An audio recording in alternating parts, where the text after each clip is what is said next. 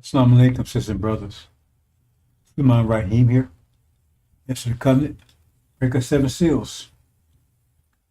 My brothers and sisters, by technical difficulties today, had two presentations prepared.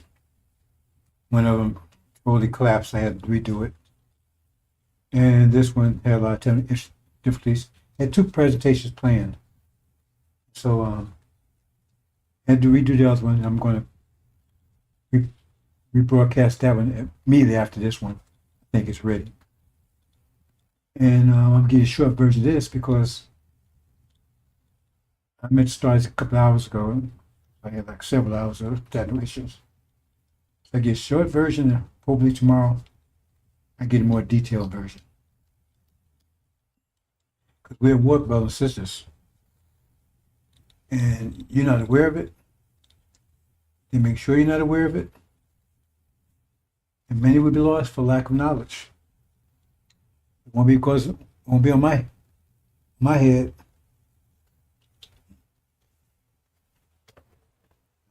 Took the responsibility. If you're going to take the responsibility, you got to take 100%.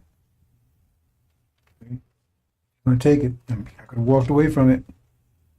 But then, the lessons talk about duty. But anyway, once you accept it, you got to give it 100%, bro. See, we used to this devil's way. It's not the way. It's not our way. Not the way to God. Just ain't that a way, brothers. I keep trying to explain to you. It's not a way. Everything's right and exact. You take responsibility for something. See, okay, you be lackadaisical. Right? And then you got excuses. That's part of the language, devil's language, excuses. I don't speak Arabic, but I don't think that if it is, it's lately, because Elijah Muhammad said the Master Muhammad told him there's no excuses, mistakes, but I forgot the other term used in the slower books of Islam. Well, make excuses, get it right, do it right. You have to make excuses. So, because once you make excuses, people make excuses of failures, because they excuse their failure. And say, well, I apologize. Who cares about your apologies? You put me in a wheelchair. Oh, I didn't mean it. And then some of them get very vicious about it. I said, excuse me. I said, I don't care how strong you say it. Can you restore my situation? Yeah. Well, devils haven't apologized for did to us. I don't want your apology. You mean, apology absolve you all the stuff you did? See, that's all that stuff, that mindset. If you're making apologies, that means I wouldn't make apologies. I've had to make apologies a few times in my life because I made mistakes. I make mistakes, right? I try to make less of them. I'm learning. I'll be very careful what I say and what I do so I don't have to make mistakes. So I have to be apologizing. My family can tell you, if they hear me apologize for something, it's very rare. Because they don't see me going out doing stuff and make mistakes. Be careful what I say, what I do. Make sure if I do something, I do it right. That's got to go because you look in the universe, any mistakes out there? Any mistakes in the creation?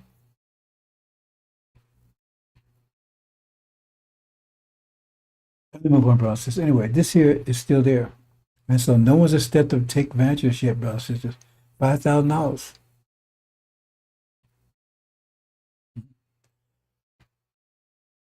Excuse me, brothers and sisters. But the thing is, they have a lot of problems over the NOI. You'd be surprised. You will find out pretty soon. Because that shit show they had Sunday, it was all about, we don't know anything. See, when people start telling you faith, that means they don't have any knowledge. They don't have any knowledge. They don't have any knowledge. So they don't have any knowledge or facts or proof. You don't have faith like Christian. Oh, we can't prove you go to heaven. They have faith. Well, what if you're a Hindu? What if you're Buddhist? They have faith too. So how you know your faith is any different than their faith? When they don't have knowledge, mathematics, they have proof, then they throw to, just believe in it. Well, that's not going that's not gonna get past me. I ain't hearing it. That's what put. See, the problem is they don't have any facts. They don't have any knowledge. They don't have any proofs. So we just have faith in Farrakhan. Just have faith in what he's saying. And then try to throw it about Moses traveling, searching knowledge. In other words, Moses and maybe just had the faith because, well, yeah, the man could have been right, could have been wrong. See, that's right there, and you say, well, see, because you just because you understand what he's doing, just have faith in it, see? And then use that to see. I can break that down a little better than a lot better than they did. Because first of all, Moses went and looked for the name of it is Moses Traveling Search of Knowledge. So he recognized that the man was a wise man. So it was Moses' problem. It wasn't about faith. If you recognize that's a wise man, you shouldn't listen. So that was Moses' issue. That's why the wise man had a problem with it. That was Moses' issue. Because you recognize, and if you didn't recognize this wise man, then but you recognize a wise man, so you should just shut him up. You recognize a wise man means you look for knowledge, and then you question everything I do. You're not looking for knowledge, are you? It means you look for something more than you have. So when you're going to get it, you have to listen to somebody that has it and pay attention, then you get it. You go to a class, okay, you don't know algebra, you go to class, and you get knowledge, then you question the teacher. Hold it. Do you want to learn algebra or not? That was the problem. Moses traveled searching knowledge. He recognized a wise man, and so that means he recognized the man was wiser than him. That means what the man would do, he wouldn't understand. Because the man didn't teach him, so he would understand, but he kept questioning, and that's what Moses' issue. That's not what Farrakhan. Farrakhan just told you he's a wise man. But he's not. And then they tell you, well, have faith. Okay, all you do is, so what if he was born in India? Right? Have faith in Shiva.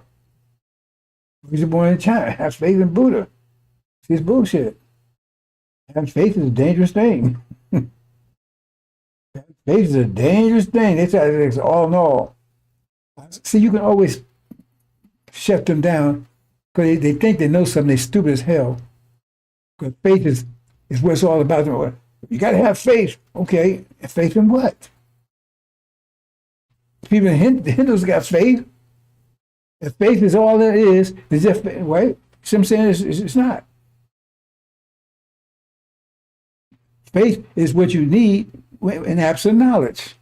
And it's a dangerous thing because that means you don't know whether it's true or not. So you have faith in it. If it's wrong, you're in trouble. If you got knowledge, you don't need faith anymore. I don't operate on, I have faith that Master Muhammad exists.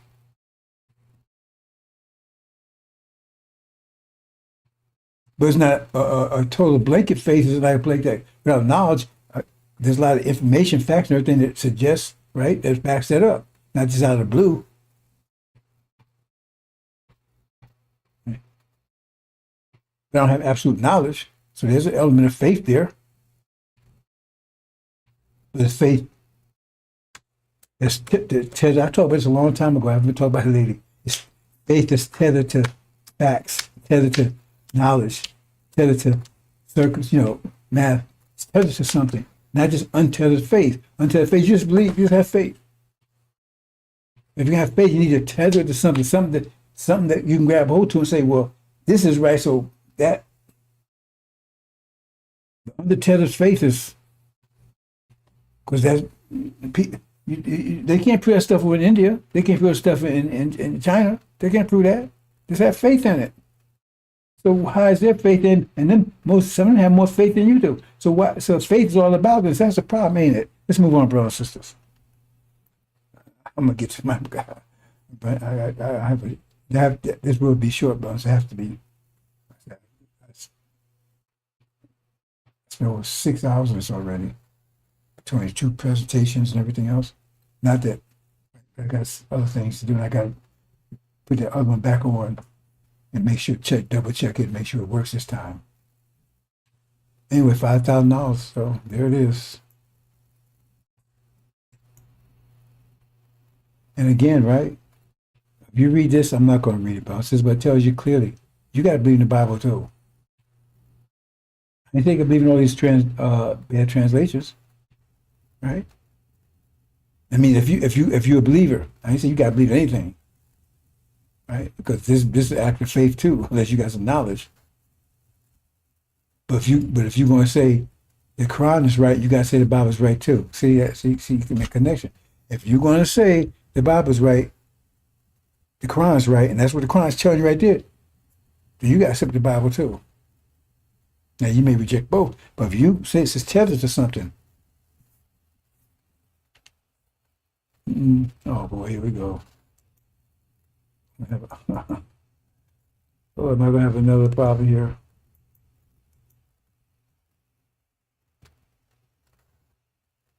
I thought I took this out. I guess I didn't. Let me see.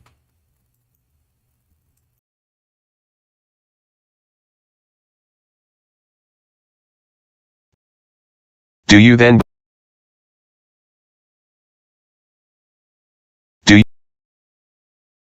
believe?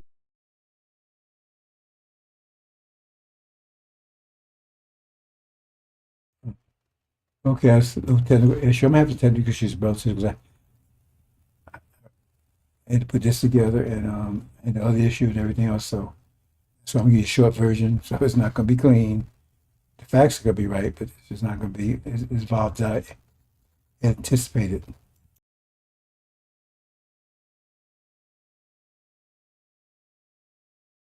Do you then believe in a part of the book and disbelieve in the other? What then is the reward of such among you as do this but disgrace in the life of this world, and on the day of resurrection they shall be sent back to the most grievous chastisement. And Allah is not heedless of what you do. 86 These are they who buy the life of this world for the hereafter, so their chastisement shall not be lightened, nor shall they be helped.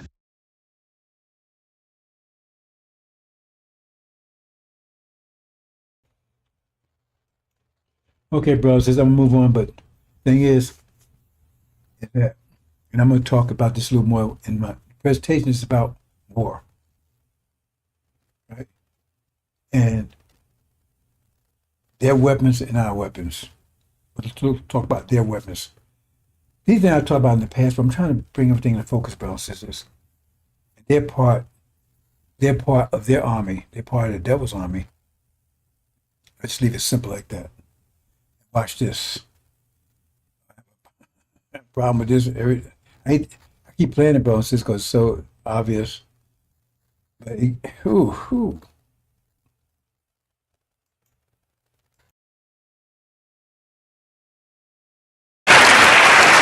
I gotta do this. Do you mind?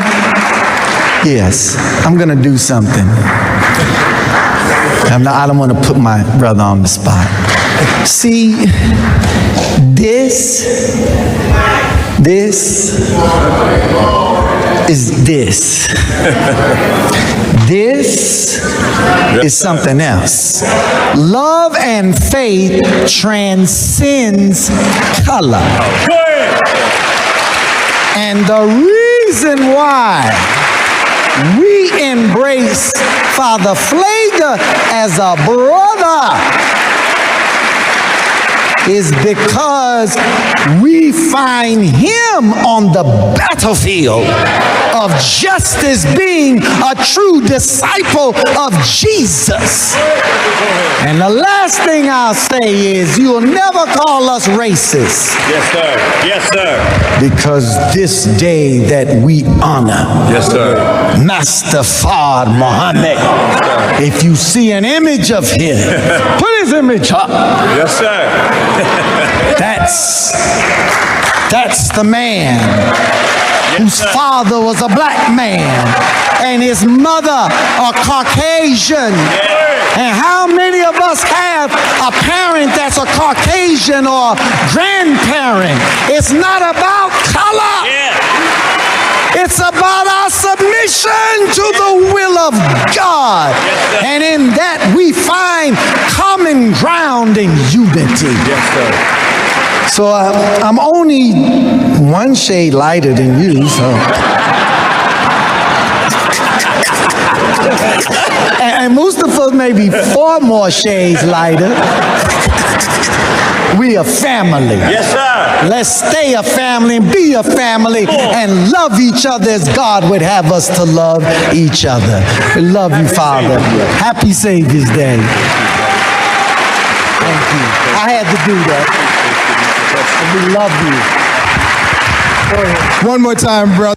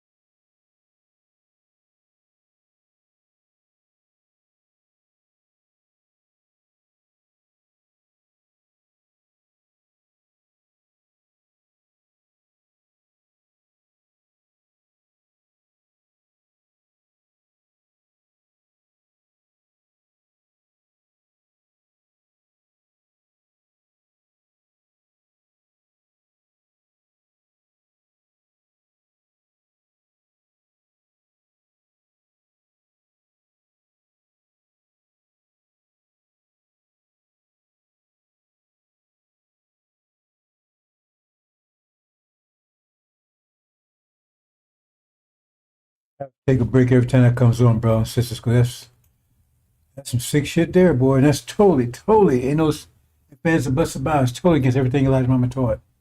And I tell you, and I mean this all earnestly, he's probably Elijah Muhammad's son. If Elijah Muhammad was present, he'd cut his goddamn throat. Because that's totally. Now, if he's out there on his own, just saying that stuff, fine, but he's saying it in his father's name. Let me move on, brothers and sisters. See here, this again. What's happening here? Okay. Scientology, shit, that's what Father coming selling. He's been pushing this shit for 40-some years. But he puts fragrance of Elijah on it. See? Put some clone on it. Right? Some rose petals. See what I'm saying? Cover it up. You look, see roses, smell roses, texture roses. But once you get a hand of it, all you're getting is shit. Let's move on, brothers and sisters. And I'm lying for I can't tell because you see nobody challenge you. It takes 5 seconds, less than that, to show that you're full of shit, that you are not representing Elijah Muhammad's teachers. It's easy. Even if I wasn't there, I was there. Anybody that pays attention, that thinks about this, would know that. But I was present, I witnessed it. Even if you just read Elijah Muhammad's teachings and follow the lessons, right? There's nowhere in the world you can say that this shit Farrakhan's pushing had anything to do with Elijah Muhammad. Nothing. Zero.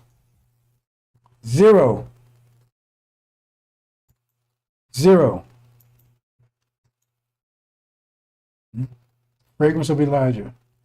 See, he got to come at NOI.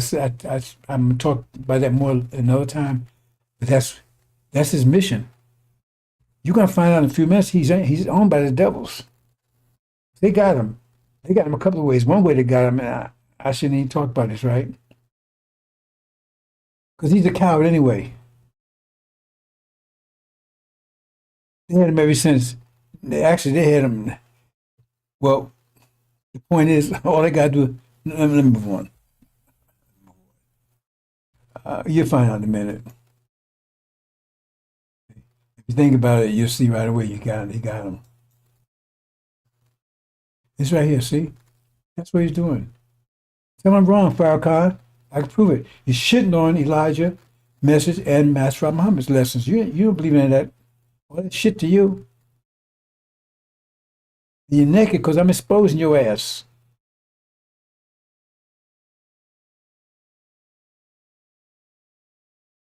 Just a few more days, brothers and sisters. Let's listen to this.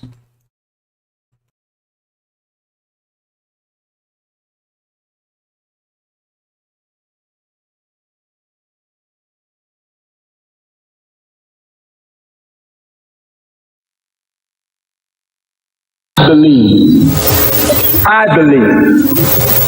that America can be beautiful. How can America be made beautiful? Now, family, listen. My brother Imam Wadafuddin and I have had disagreement, but his followers and mine have never given each other as much as a bloody nose.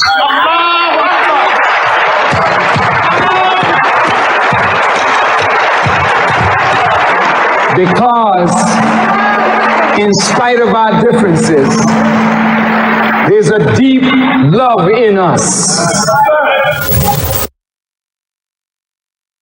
We don't like the things about our nation that is not good, but I don't want to live anywhere else. I want America to be made right. I don't want to see America go the way of Rome and Babylon and Sodom and Gomorrah. But why won't she go that way? If the men of religion and the women of religion keep silent.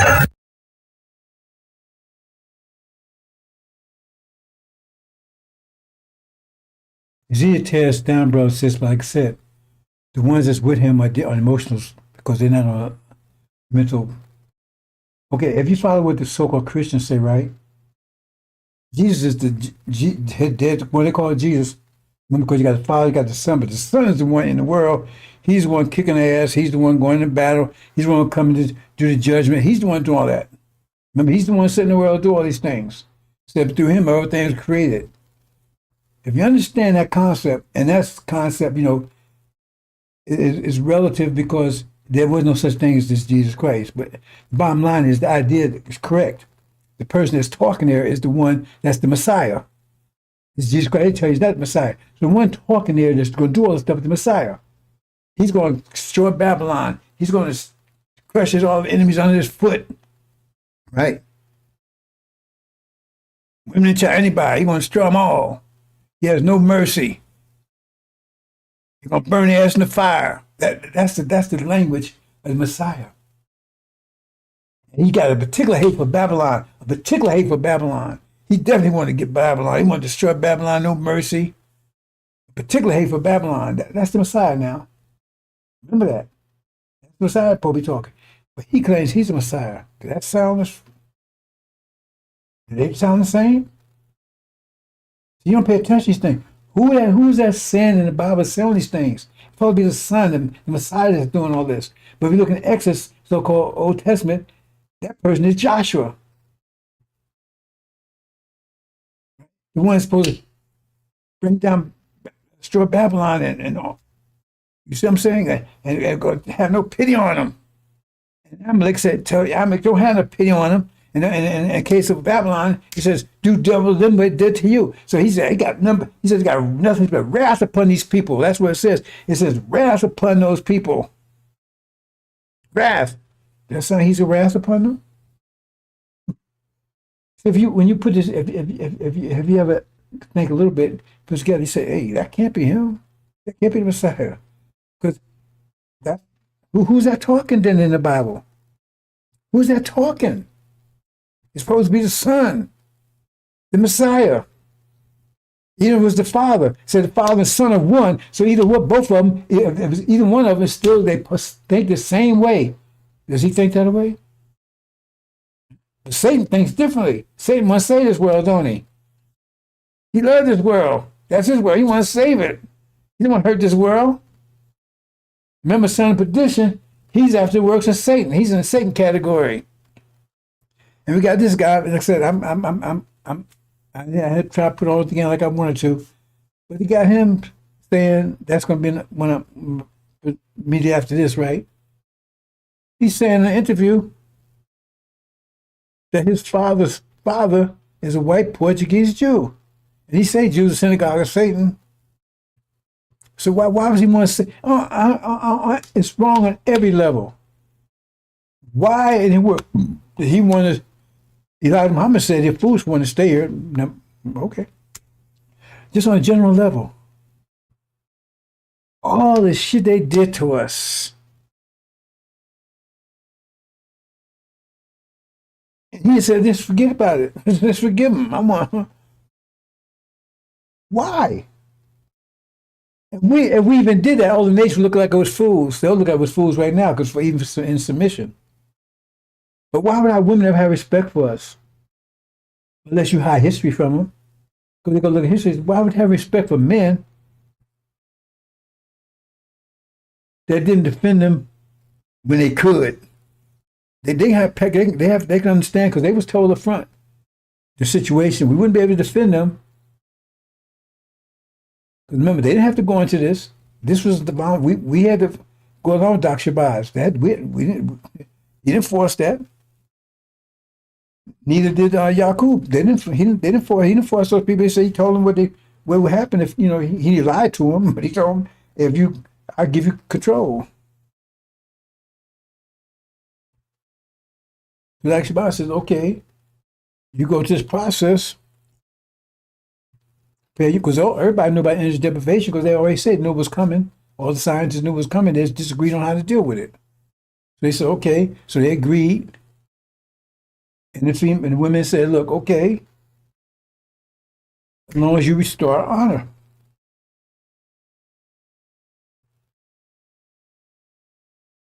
You understand? Restore our dignity. Because their honor and dignity, all that was removed from them, removed from all of us. We said we would. And I'm going to make sure that promise is kept. Anybody get in the way, that's their ass.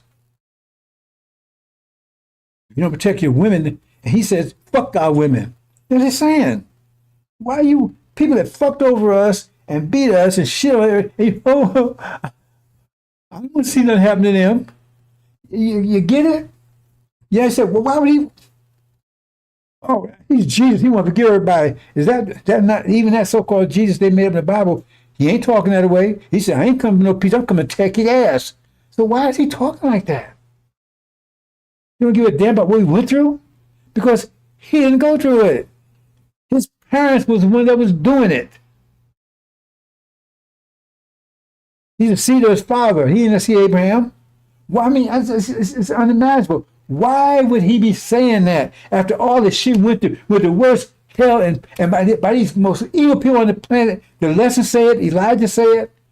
And he said, "Oh, just forgive him. Fuck it, man. Hey, fuck's been in the past, man. We forget all that, man. Let's move on." Really? Really? And even if we did that, even if we were stupid enough to do that, what would stop him doing it again? You know, you heard preventive maintenance? I mean, deterrence? You kick somebody's ass, so they'll come back and do it again. Because if you sit there and they kick your ass and you just sit there, they'll keep on kicking your ass. That's what they did to us for 20 years. They didn't stop.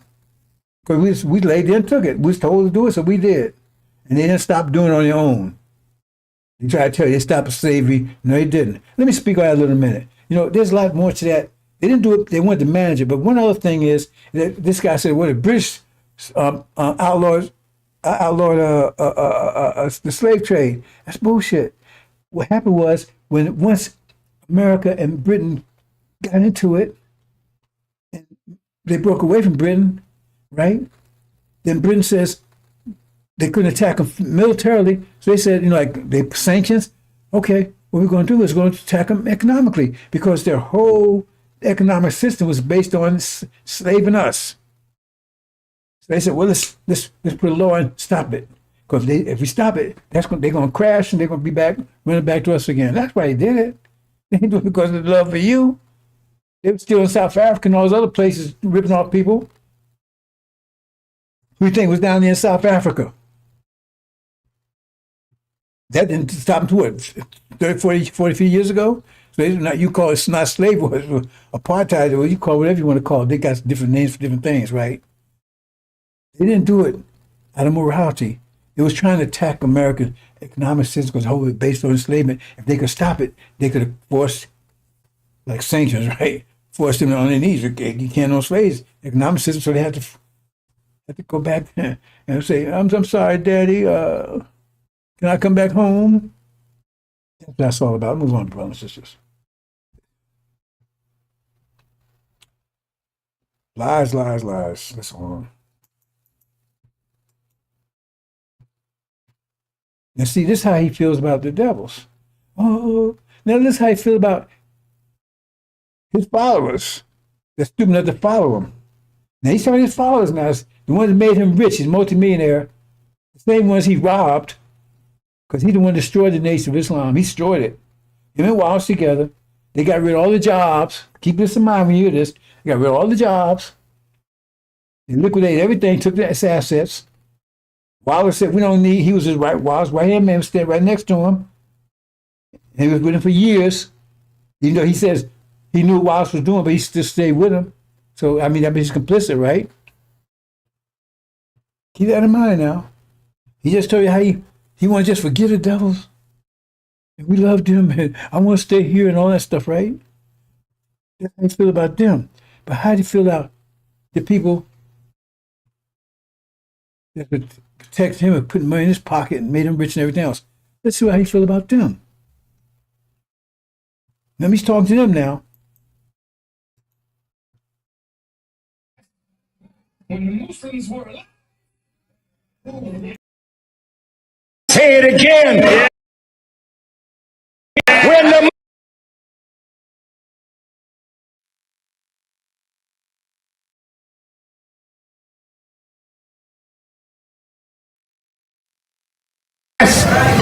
When the Muslims were alive, I'll say it again. When the Muslims were alive, you dead as hell now on both sides. Yes, sir, brother minister. Yes, we are. Yes, sir. That's real, brother minister. Both sides. That's real. Wake us up, dear Apostle. When we was alive, we set up schools. That's right. When we were alive, we had supermarkets. That's right. We owned buildings. We owned farmland. We were busy doing something, hiring our people. Well, I'm telling the Muslims, damn it, if you don't come alive, you will die like you are. And I will say, thank you, Allah, because if they're not doing nothing on top of the earth, let the worms eat their ass.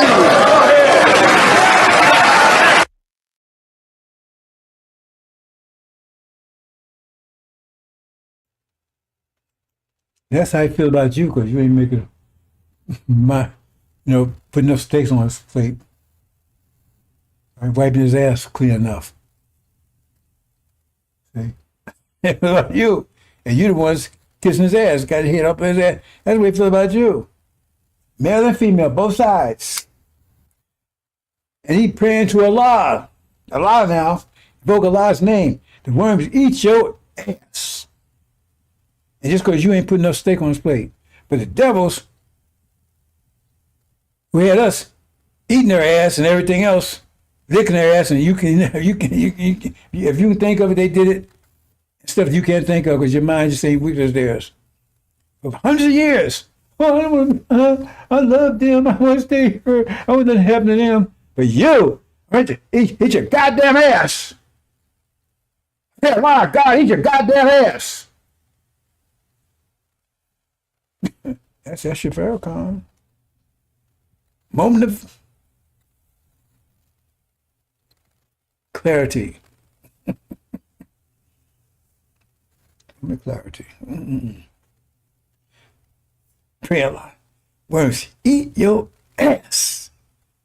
And the matter of fact is, who's alive? Who killed you? I did. I killed you, but still, I still the worms eat your ass. I killed you, but you gotta come back alive and kiss my ass and everything else.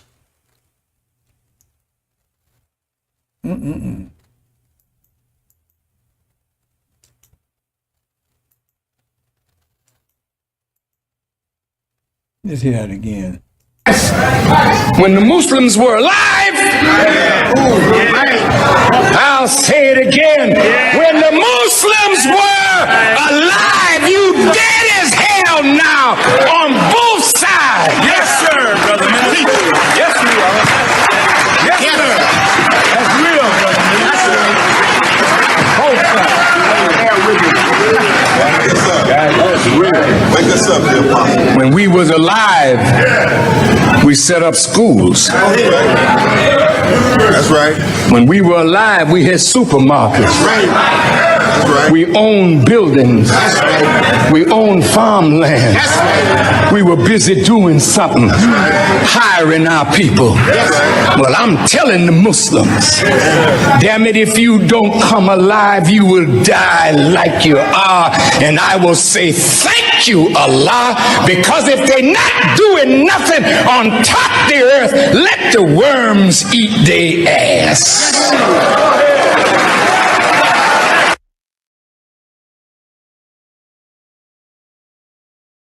Elijah's leadership, it was doing those things.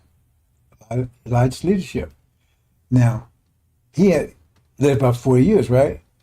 I can believe about 40 years. He's probably a leader, but there's nothing there. He's admitting. Think about it. See, you got to read the backstory. He's admitting. He says he rebuilt the Nation of Islam, right? Is that what he says? That sounds like the Nation of Islam is built? See, they reveal, if you just pay attention to what he's saying, he built a goddamn name because he's just telling you that. But he claimed, well, we built the Nation of Islam.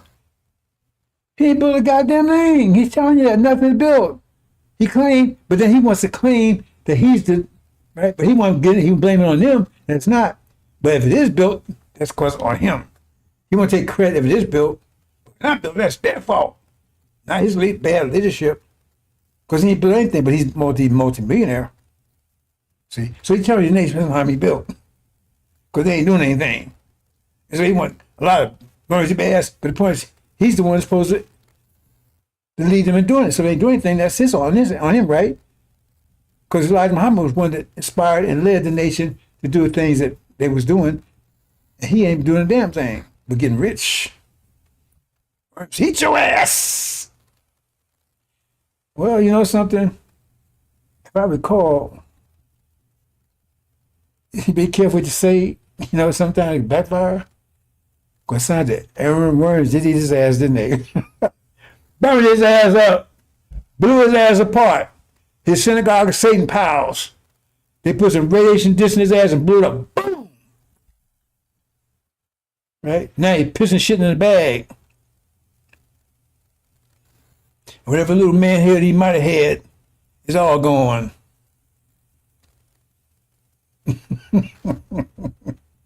Consequence, boy. Ooh. Okay, let's see if I can get the, oh, I'm not in the wrong place here. Just now. Okay, bro, says I got this. Let me correct a couple of things. It's not what I want to do here. One thing, so hold on. Like I said, I got some technical difficulties.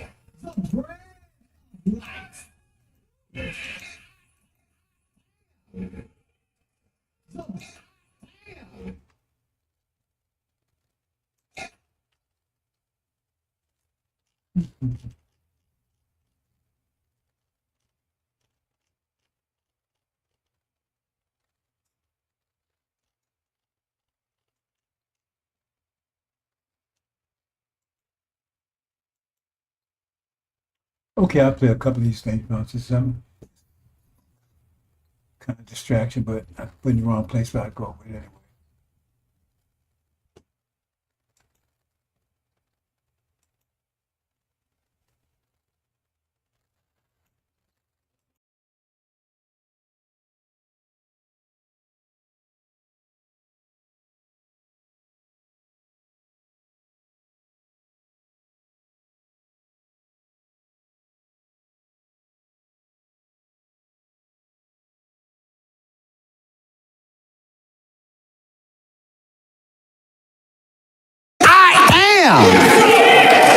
The bread of life. Woo. He's not asking us to eat his flesh, but the word that comes from my lips will give you life, will give you hope, will give you direction, will give you power for your life. I am the door. If you come by me, I can take you out of the world of Satan. And I open the door of God's kingdom to you. Isn't that beautiful? Ooh, y'all got me all fired up here. So Satan, he doesn't want you to gain access to that man that has the resurrecting, transformative power for your and my life. He doesn't want us to access that good shepherd, that true vine, that one that is the life of God among the people. So he has to do everything in his power to misrepresent that man. So the people say, he represents life, but the enemy wants to represent him as death. See, the opposite. So look at all the ugly things they said about Jesus, right? Falsely charged, lied on him. Why? So you won't access him. Look at all of the things that they say about Farrakhan. But guess what they don't say about him, which is the most important. And I have been reading all of the ugly things that they have said about my minister for 40 plus years. That's right. But the one thing they don't say is that Farrakhan is a liar.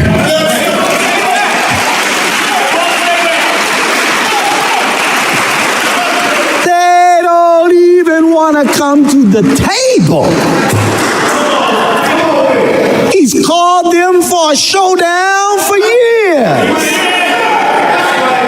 Well, you so bad. You got the truth. You say you're right. Well, come to the table and prove your claim against this good man.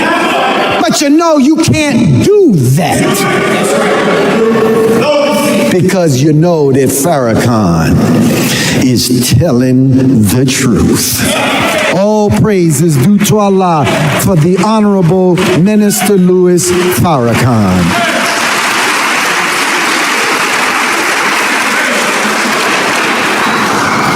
So we are living in a world today, troubled world.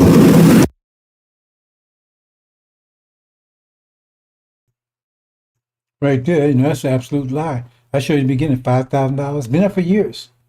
They know about it. I was over there for a while. They know about $5,000, but I challenge them. So that's a lie right there. I got a goddamn liar. I actually got presentation out there.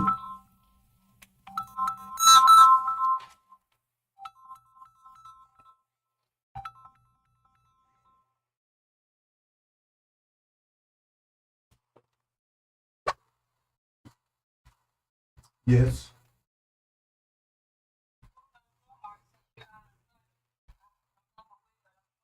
I just asked. You had to call me. You ripped up my session.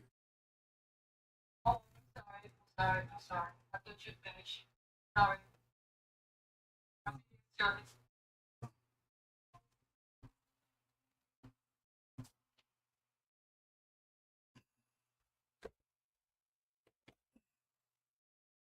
Excuse me, brown sisters. Wife calls, I answer. Case closed.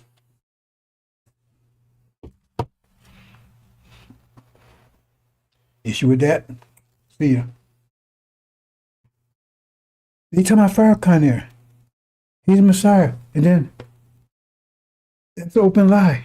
I've been calling a lie for years, and they know well aware of it. They don't call him a lie and an open challenge. Step up. I said, step up. I'll prove you're a liar and that Farrakhan no damn good and heartbeat. They can't prove the opposite. That's why they didn't step up and get that $5,000. They're all liars over there. Good morning, brothers and sisters.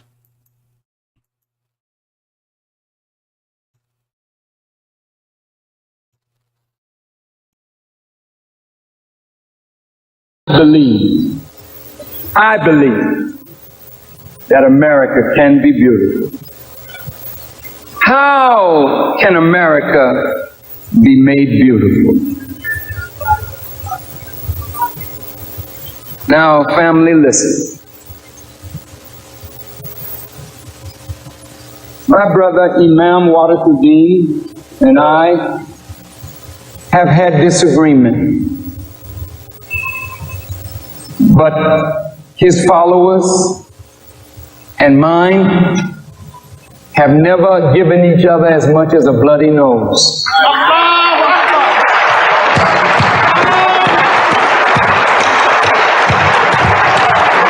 Because in spite of our differences, there's a deep love in us.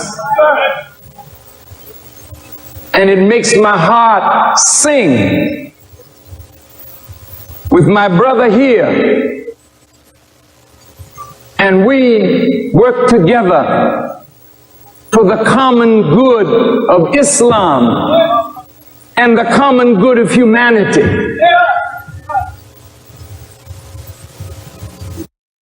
Just one more screenshot and this I believe that America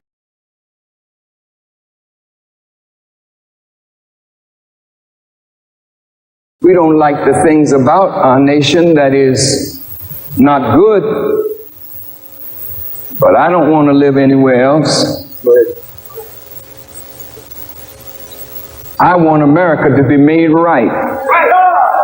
I don't want to see America go the way of Rome and Babylon and Sodom and Gomorrah.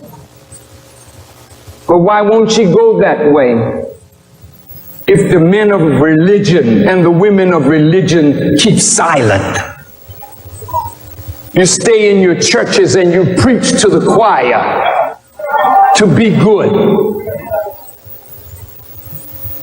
Y'all be good. Praise the Lord. We don't like the things about. See, now Wallace is an open enemy to Elijah Muhammad. The day he died, he hated him, and he didn't hide it. He called him a charlatan, a liar, fake. He deceived people. Matt Muhammad was a trickster. He was saying these things while Farrakhan was standing right beside him for years, and he said all the way to the day he died of diabetes. But yet, he's my brother. So how, wait. Now, he's an open enemy to Elijah. This whole organization, the Bilalians, that he destroyed the nation of Islam, it says they bled with him and Farrakhan together. He stole all the nation's money and never gave it back. They lived high on the hog, so to speak, of the nation's money. All the believers were left with nothing. They stole it all. Farrakhan, well, that's why I said he got that cancer, because he's robbing the nation. They robbed it together, took it all, and he's calling him his brother. And he's sitting there, he's calling his brother, and right now, while he's sitting there, he's still hating his father. His whole organization is about saying Elijah Muhammad was a goddamn liar.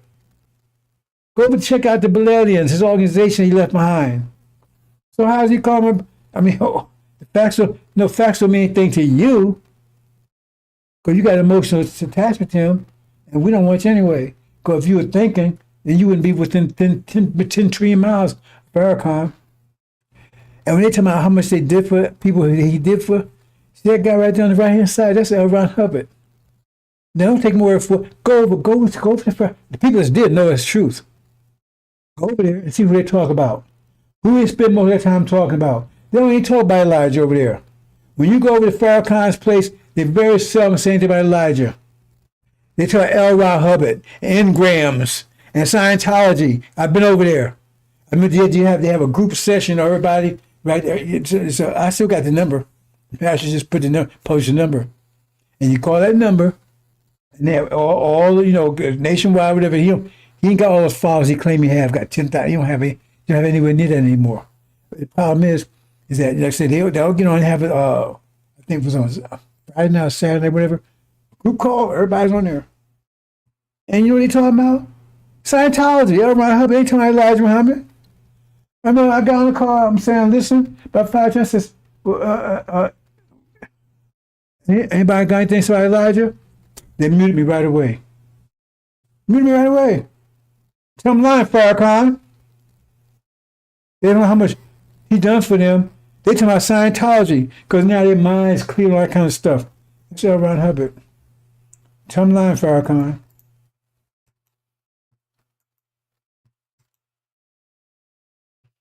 See, this is Messiah talking. Now, Ishmael trying to make you think of Farrakhan Messiah, but the man's he can't even move his own wheelchair now. He's shitting and pissing in a bag. That's a curse. Right? I come to send fire on earth, and what will I? And so he can't wait to have to get it to happen. But I have it be baptized with, and how I am straightened, or the other word he used. What's the other word he used? Not straightened. Distressed. How stressed I am to be accomplished. Right? See, it depends on the translation, but same thing, right? He can't wait to kick ass. That ain't what Farrakhan said. And you notice how Farrakhan, he smiled at me, talking about the devil. Oh, I make America good. How can we make America good? So he tells you it's evil that you got to make it good. Why are you going to waste time making it good? 400 years, you ain't made it good yet? You said, read what he's saying. I can make, but it's still bad. So in other words, if it's bad, how is it bad? It's bad for us. I mean, it's still kicking our ass, and you still kissing their ass because you're one of them. Right? Suppose I ain't coming to bring peace on earth. Now I came to bring division. See? No, he wants to bring peace. Let's save it. That's the Messiah talking there. So he's talking both sides of his mouth, where he got a crack pipe in one hand and some rose in the other. You gotta understand who is talking here. That's Messiah's talking. That's not, but Farrakhan put the Messiah, right? So, what, is he got schizophrenic? Do you pay attention to these things? See, and this is the Messiah talking again. I have tried this wine press alone. I think I have a. Okay. I have trodden the wine press alone, and of the people there was none with me. For I will tread them in mine anger, and trample them in.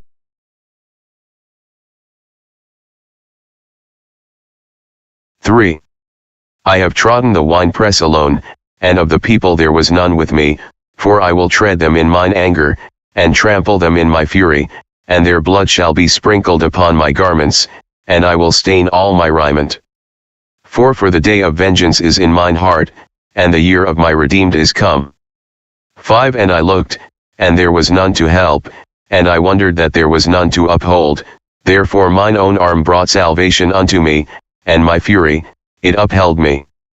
6. And I will tread down the people in mine anger, and make them drunk in my fury, and I will bring down their strength to the earth. You understand, brothers and sisters? That's Messiah talking. Even if it ain't Messiah, if you say it's the God, well, they think the same way. That sound like Farrakhan? He can't wait to tear his goddamn place up. His fury, his anger. Can America be made great again? How can we make America good again? And my friend Wallace over there, the one that say, well, Elijah Muhammad ain't no goddamn good, that's my brother. He's the one Bad mouth, in fact, Elijah Muhammad all over the place. Say Elijah Muhammad a trickster. And he say, fuck my God. He ain't no damn good, but he's my brother.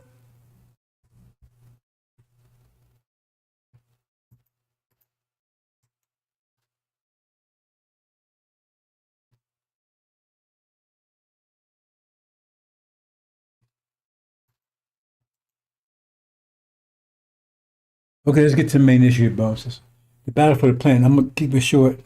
I said hopefully maybe tomorrow, because I gotta still do the other presentation. So I'm gonna do that ever after this, and then maybe later on, most likely tomorrow, I'm gonna go into some more details. So I'm gonna get highlights. And the bottom line here is, see, we got enemies all over the place because we're at the bottom. They said that what's on the bottom will be on the top and top on the bottom. So say for instance, you was on the top and now you're on the bottom. That means what's on the bottom, what used to be on the bottom is now on the top. So in other words, you used to be on the first top, but you used to be on the top floor. And then the people in the basement. But now if you flip that around, the people in the basement is on top and you're on the bottom. And they're all on top of you. You think they want to give that up? No, they're going to try to keep you down in the bottom down there. And that's what's happening here. Everything got reversed. Satan, he's the guy as well. He's the opposite. So he's the guy at the bottom. He's the guy at the bottom. If you understand the key, it tells you the same thing there. Right? And then you got the one soul is in the captivity. I have brothers, Ishmael. They're the jinn. I'm not going to go into detail about that. Right? But see what they got. Look what they got. See, as long as we're on the bottom, that means what we used to have on the top, they got now. Because we're on the bottom, we don't have anything. If we was on top, we had everything. We had control of everything. We was on the top, right? But on the bottom, you have control of nothing. And the people on the bottom, they got control of everything that you had. So Satan got identity. They see Abraham's seed. Yeah, the jinn, they got a language, a religion, a land. Right? Then you got God can make our nation, our energy. They work just for nothing, fed shit. You got Esau, our image. That's our full brothers over that betrayed us. That's the Levites of Africa. What you call Africa. Right? So, and we got nothing. But see, it depends on you. The only way you can stay there, to keep you there, either you don't have energy to move up or you don't know to move up. If you reconcile that you're bottom person, that you're supposed to bottom, then you'll stay there. If you reconcile, and so what? That means you have to recognize the ones that used to be on the bottom. You have to come to understanding that, no, that's the one that's on the top. So if he's on the top, that means you're supposed to be on the bottom. Because he's the opposite of you. And that's why they put falsehood up there, because if there's treats Abraham, then we must be Ham. We must be enslaved. And so if you reconcile that, then you ain't gonna try to change the situation, and they'll keep you under control, keep you in the basement. Oh, see, because you don't want to be in the basement, but then if you realize, hey, that's where you're supposed to be, you're gonna make the best of it. Right? Because you say, hey, no, well, that's the way it is. I mean, we're in the basement. We was born in the basement. They up here on the top floor, so that must be where it is. So, but if you realize that no, that's you the top. You say, well, hey, what the hell I'm doing here in the bottom for? What the hell I'm doing here in the bottom? You ain't gonna be satisfied.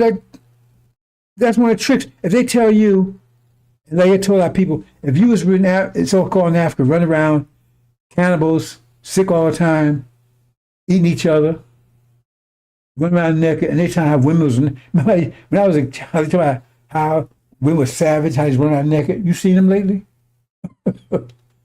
You see these women lately out here walking on the streets, in gym and everything else, got no clothes on. They're the ones, but anyway. So if you bow into that, then you think, hey man, I'm glad they got us out of that, man. Even though they might have whooped our ass, but they still saved us. Because man, we was just savages, man. We was food, and we eating each other, and lions eating us and everything else. So if they get you to believe that, that's all a lie. all these tricks. Let's want to talk about a little more. I should probably just wait till tomorrow because I want to get full talk on this, but I'm gonna give you the highlights. Okay. Oh, here we go again. Hold on. Hold on, brothers. It's okay. Just give me a second here.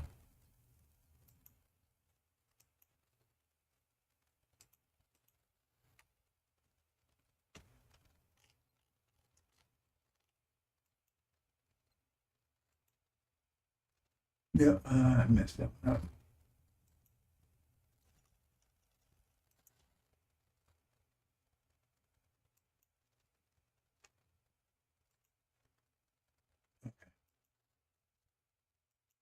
Mhm.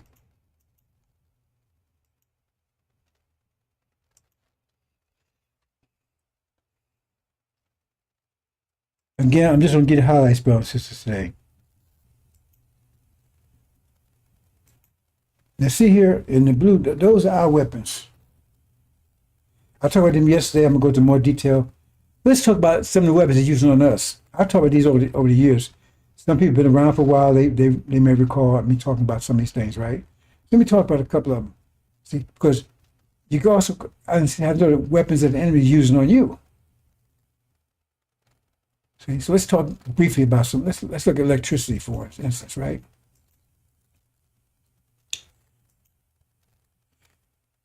Now, see, this is how electricity works.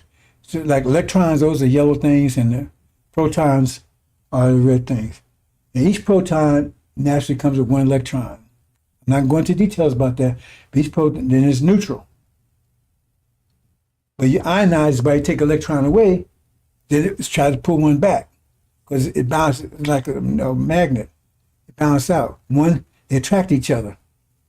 One has a positive charge, one has a negative charge. Right? They say electrons have a negative charge and the proton has a positive charge. So they connect together. So this is normal. This is a normal situation.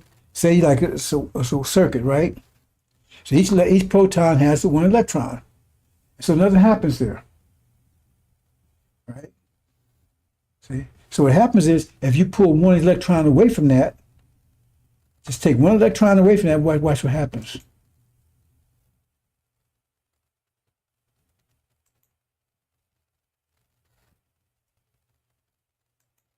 It's going to move. Uh-oh. Hmm?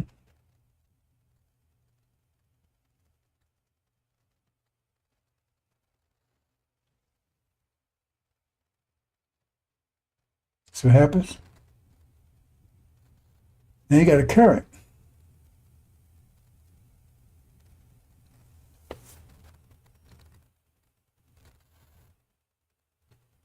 I don't know if you can really see it, but you have a current going now, right?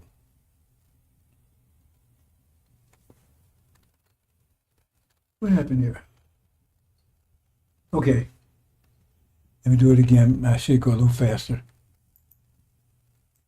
But see, there's a current going there. Take one electron away.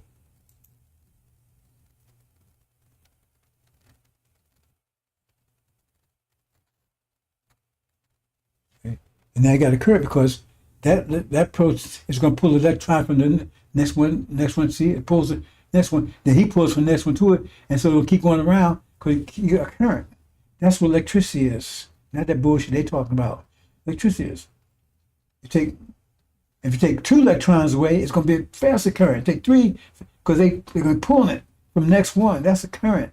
That's what electricity is. That's how you create electricity. By pulling electrons away, then you create a current. See? That's why batteries go dead, because you have equal amount of that's why you got two sides of the battery. One side got the protons, one side got electrons. That's the simplest way. It's really a little more complicated than that. But if you look at it, like one side got the proton, side got electrons, and what happens is that it gives neutral on both sides, so there's no current anymore. I shouldn't say it that way because that's not quite. That's going to confuse you. The bottom line is that you have less electrons One, I don't know how to explain, but a good analogy. The bottom line is that when a battery, right, one side has more electrons than the other, put it that way. But when it's dispersed and the battery's dead because there's no current anymore, right? So that's why whenever we recharge batteries, they just pull electrons out, right? So I guess, well, I'm gonna leave it there. Anyway, that's what electric. So what does that mean? How does that apply to you? Okay, each one of us needs a certain amount of energy. It depends on our situation. Since we have any discipline, we need more. If you're disciplined, right, you need, because you need so much food and shelter and all that kind of stuff to survive, right? If you're frugal and you eat one meal a day, you don't need so much, right? If you trying to you're exploring your money on beyond that kind of stuff, right? You use your money just for what you need. You can minimize that, but the point is, just say everybody has the same amount of expenses, right? Okay, so say your basic expenses is $100 a day, right? So the devil controls your community. He makes sure that $100 a day don't get in that community. He makes sure you don't get paid enough or whatever. So all you get is maybe $50 a day. Well, yeah, but you need 100. You need 100 to survive. So then you're gonna start taking from somebody else. Now that'll make you a thief, because back at Prophet Muhammad's time, there's a situation where they had a famine, and they have a law: if you steal, charge hand up. But they relaxed that law. People were going. They were steal this because they needed food to take care of their family. They weren't thieves. They was trying self-preservation. You can't argue with that one. I can't argue with those doing what they're doing. They try to survive. Right? I can't argue with roaches doing what they're doing, but I don't want roaches in my house. You understand what I'm saying? So the thing is they keep in the community, they make sure there's never enough in there. And the double side of this, I'm gonna get to discipline in a minute, is they make sure that you misuse your energy, so therefore you need more than you know. If you just kept it, like say Elijah Muhammad told you, don't be wasting money, eat one meal a day. If you did that way, you could break that, because therefore you wouldn't need as much. If everybody did that, that wouldn't work. But if everybody doing later, party, get this, get you a Lincoln, or you waste. Therefore now everybody, you need more, but you can't afford that. All that you need. You don't need that stuff, but you think you need it. So you can't afford your wants, put it that way. You indulge in your wants, but you can't afford them. Therefore you're going to take from somebody else. So you can keep your wants fed. And that's what happens. So have us take from each other. Okay? And they were on the side, because once you do it, you start hating each other. That's one thing. And the other thing is now they got prisons for you. Now you think that's a joke. That's one of the things to make sure it's not enough in that community. So we be taking from each other. So they then call us thieves. Say thieves and robbers. No. Well, if you out here just indulging, not just indulging all your fantasies, yeah, because you don't need to do that. So Elijah Muhammad was able to break that cycle down by saying, eat one meal a day, just use your money wisely to take care of your family, don't be wasting everything else. He broke that. See, you didn't understand what Elijah Muhammad was doing. That's what Master Muhammad taught him. So he broke that cycle in his community. And the rest of the community still was doing this stuff. The devil uses purposely. You say, okay, how much, they figure out how much they need to survive. You know how much your rent is, your car, all that stuff. Make sure you never get paid. They control how much you get an hour, right? They know you're never going to have enough money to do that. So therefore, they know that you're going to be taking from other people if you want to survive. I'll go more in that, maybe more tomorrow. But they're using mathematics against you. And because you don't know mathematics, you let them do it. Elijah Muhammad came and gave you mathematics to overcome this, because once you did it, then you had your own, so you could determine how much money you. So you had a problem in this community. You have in Farrakhan's community, because those people, I've dealt with them. These are robbers over there. My wife been married to 3 of those clowns. All of them was dogs. Farrakhan's folks, some high night sales over there. Let's stay. Okay, lectures. Let's go to another one.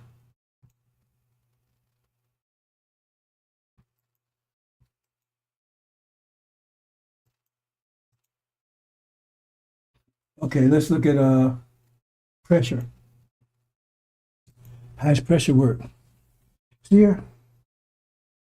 Now, in their communities, they got plenty of space. Now, suburbs. Oh, here we go again. Hold on, brothers and sisters. Okay, hold on for a minute.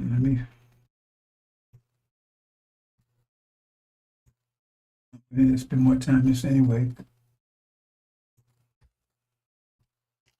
Okay.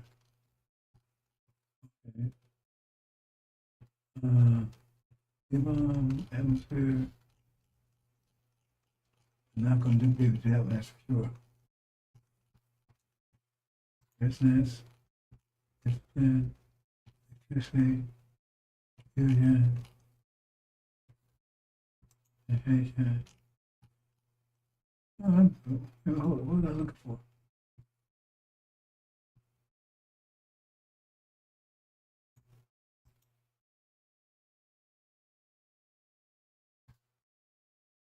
Pressure, right.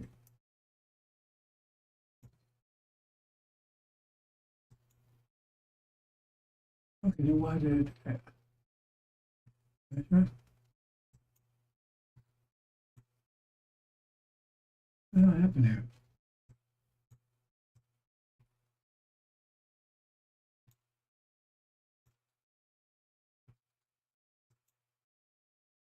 Okay, I'm happy in process. Let me move on.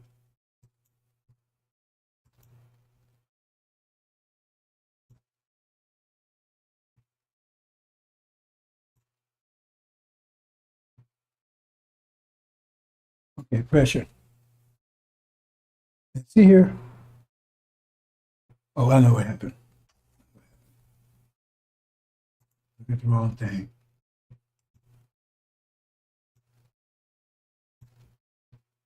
Yeah.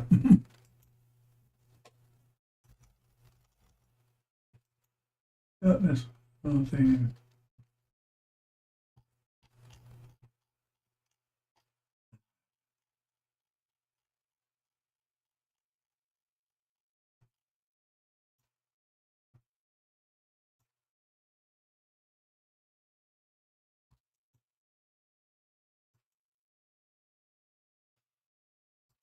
Okay. Let's see.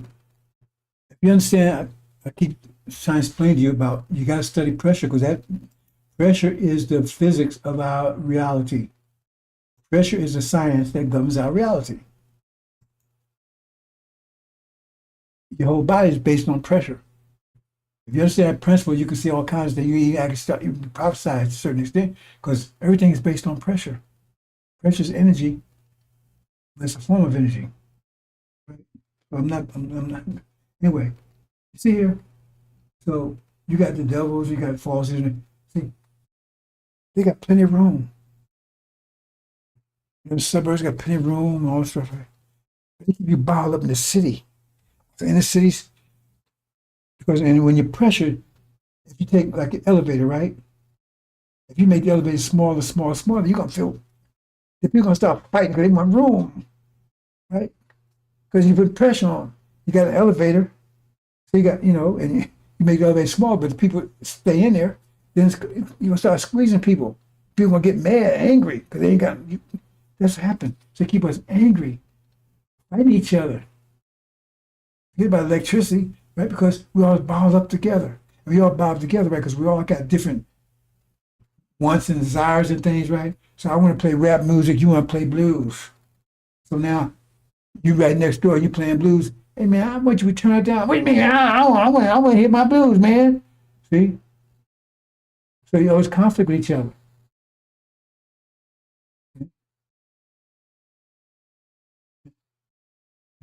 Hey man, why your children run upstairs, man? You make a noise. Hey man, Gush, you got a problem there? Move. So we start hating each other because we could find a small space. We weren't like that. We was home before he got here. We had plenty of space, plenty of room. But here, they keep you, that's why they do it. And they know that the more they squeeze you in a small space, the more you're going to fight with each other, you're going to hate each other. You're not going to have any peace, you're not going to have any quiet. That's what people say, I don't want to live around niggas. Because you're damn near sitting on their lap. I hear people say it. So I want to say, so, you know, you gotta say, man, I know it's wrong. I understand it better now, but they do that to keep you against each other, upset. Crowded. These so-called, what do they call it, high-rise buildings, whatever. You got, what do you call them, projects? You think you got peace and quiet up in there?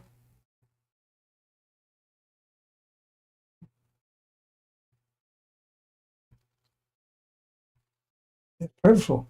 Or let some of you get out. Mostly that's where you are.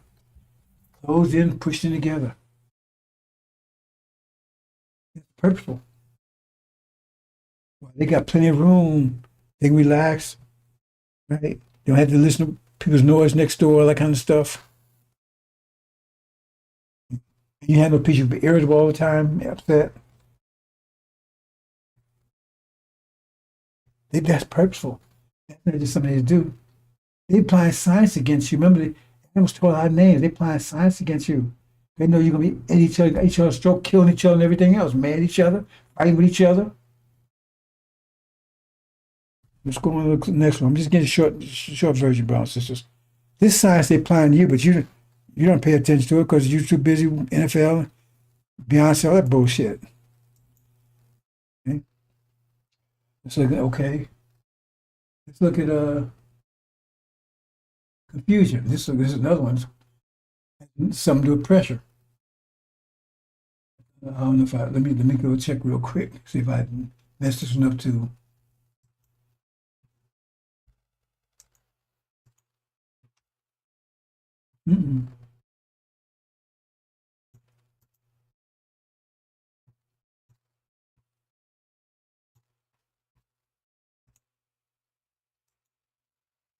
Go ahead.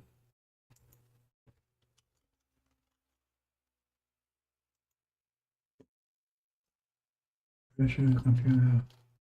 Let me check the other types so I can do it again. Electricity. Discipline. How about that one? That's good. Resonance. How about that one?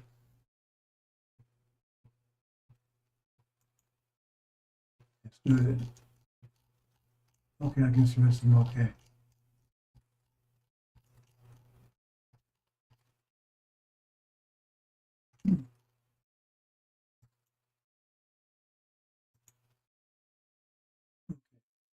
Now I'll get to all these processes. I'm just going to highlight.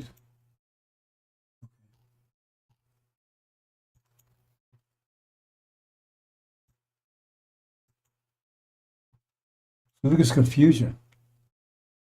See? This is really this one. Confusion. What's that about? See here? Remember I said you bottle up? In this case right here, they bottle you up with who are these? Cross. These are demons. These are skin folk. See, they don't have the same natures as us. They wolves in sheep clothing. The wolves, they look like sheep. And that pressure is even greater. But now you got confusion and greater conflict because you got two different natures. Before you had one nature bottled up, so you got, but this is even more. You got two totally different opposite natures. And they hate us. We don't hate them because they look like us. We might be dissatisfied with them like we other women in the pressure thing, but they hate us. Their nature hates us. But we don't hate them because they look like us. See the problem? And they hate us. And they keep confusion going. Because you go talk, hey bro, and man, what you tell my man? What you don't like America, man? See, you got a whole different idea. Plus, they traitors. not traitors. I wouldn't call them traitors. Right? They inform on you. Right? They inform on you. They're taking agents. Our neighborhoods are infiltrated with all kinds of people as agents, informers, and everything else because they hate you. They run to tell Master what's going on. They're the same thing using the fields. Master put some of his children out in the field. You think, oh man, because he look like you. He tell Master everything you're doing because his nature's with Master, ain't with you. He don't even like being black. You're saying people, I don't like being a nigga, man. I don't like, I hate, hate niggas and so on, right? You see what I'm saying? Because they do. They really do. You understand what I'm saying? Because they got the nature of white people. The white people devils. And so you got all kind of confusion because you can't, they're not going to agree with you on anything. And they're going to run and tell Master everything you say and do. Some open agents, some just by default. They hate being around you. They can't wait to get away from around you. They look like us, wolves, sheep clothing. What wolves do? Sheep eat them, kill them. They did it on purpose. It's one of their weapons to keep us divided, confused. Because we can't unite under those circumstances because you don't know you can't trust the person next to you. I was married to a demon woman. Man, it was a disaster.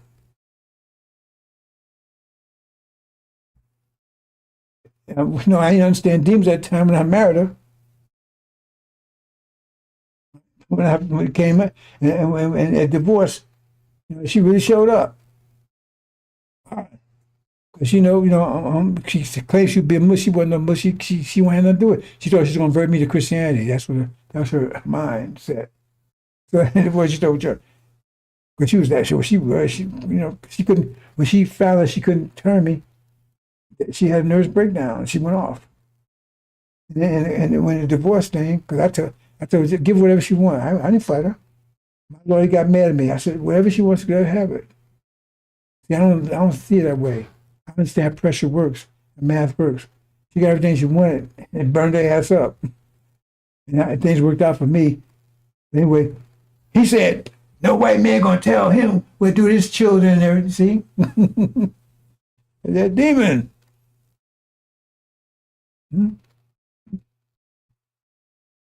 didn't say anything. I said, I'm not getting in argue with her. I wouldn't take the stand, nothing. My lawyer said, you got that. I said, I ain't gonna do anything. I said, give her whatever she wants. What you need me for? I said, no, well, if you want to leave, I gotta pay you. Right? But I'm not gonna fight. Let her have whatever she wants. And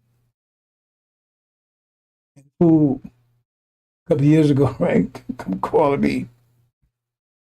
God was talking to my grandson, right? She grabbed the phone. How come we don't talk? Whatever. You understand what I'm saying? These are intentional things, brothers and sisters. Keep you divided because you can never unite under those circumstances. That's why he said to separate the chaff from the wheat. That's what Christ said, lo, they're separated. Because as long as they're amongst us, we're going to be confused because we can't know who's who. Can't trust anybody because it could be a wolf. Okay? There's no trick they use. They did that intentionally. Raped by women. You think the devils don't understand that follows the seed? You think the devil understands that the seed is what makes you, you know how you know they do it? They understand that? Because remember, say Adam, told Adam all our names. I can tell you proof, give you absolute proof that they understand that. They don't want you to understand it. Why do they tell a woman to take the man's last name? They can track the seed.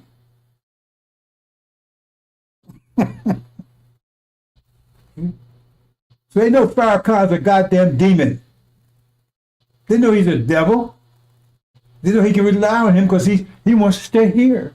He like white people. He like devils. He don't want to go nowhere. Can they be made good? Because his heart is with them.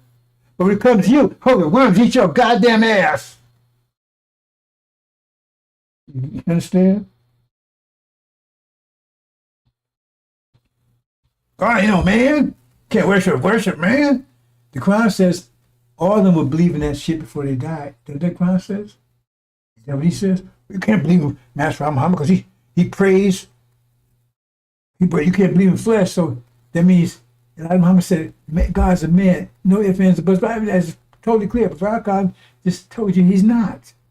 Because he says you can't worship a flesh. And he said Master Muhammad plays, so he can't be worshiped. He must be praying to something that's not flesh. Some originator. I think I'm gonna leave it there, brothers and sisters. Yeah. Oh wow, I'm way over. I'm gonna probably get a full version tomorrow. Yeah, that's we all mixed together. We can't unite. That's the confusion that keeps us from uniting. That's one of the reasons. But you have to have a unified vision too. See, that's what happens. Suleiman has to separate. They have two armies. You can have two armies. One's going to fight to take America, and one's fighting to get the hell out of here. Okay,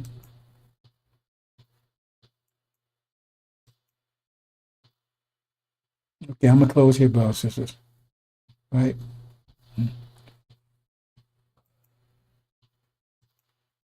Yeah, I'm way up for what I expected. So hopefully I'll get a full version of my brothers and sisters that goes all of these. Trying to show you their weapons they use on us. That's why we are in the situation we are. Aside from the fact they've been our ass for 400 years. Keep us criminalized with electricity. Make sure we don't have enough. Keep us confused by keeping demons mixing amongst us. Keep us on edge, hostile towards each other. Keeping us locked, pushed, crammed in with each other. These things just don't happen like that, bro. So they have a purpose. That's their purpose. Democrats and Republicans. Who the Democrats the ones that said 3-strike law, wasn't it? Couldn't tell all that stuff. Who said the project and all that stuff. They both in on it. It's just they come from two different angles. They both in on it. Hope you understand, brothers. And hopefully tomorrow I go into all those in much more detail. Okay? These are all of the weapons. So you got, I talk about confusion, I didn't get the education, I didn't get the Christ, and then talk more about your weapons that you don't even know about. But these are weapons they're using on us. Hope you understand, brothers and sisters. I'm going to let it go. Assalamu alaikum.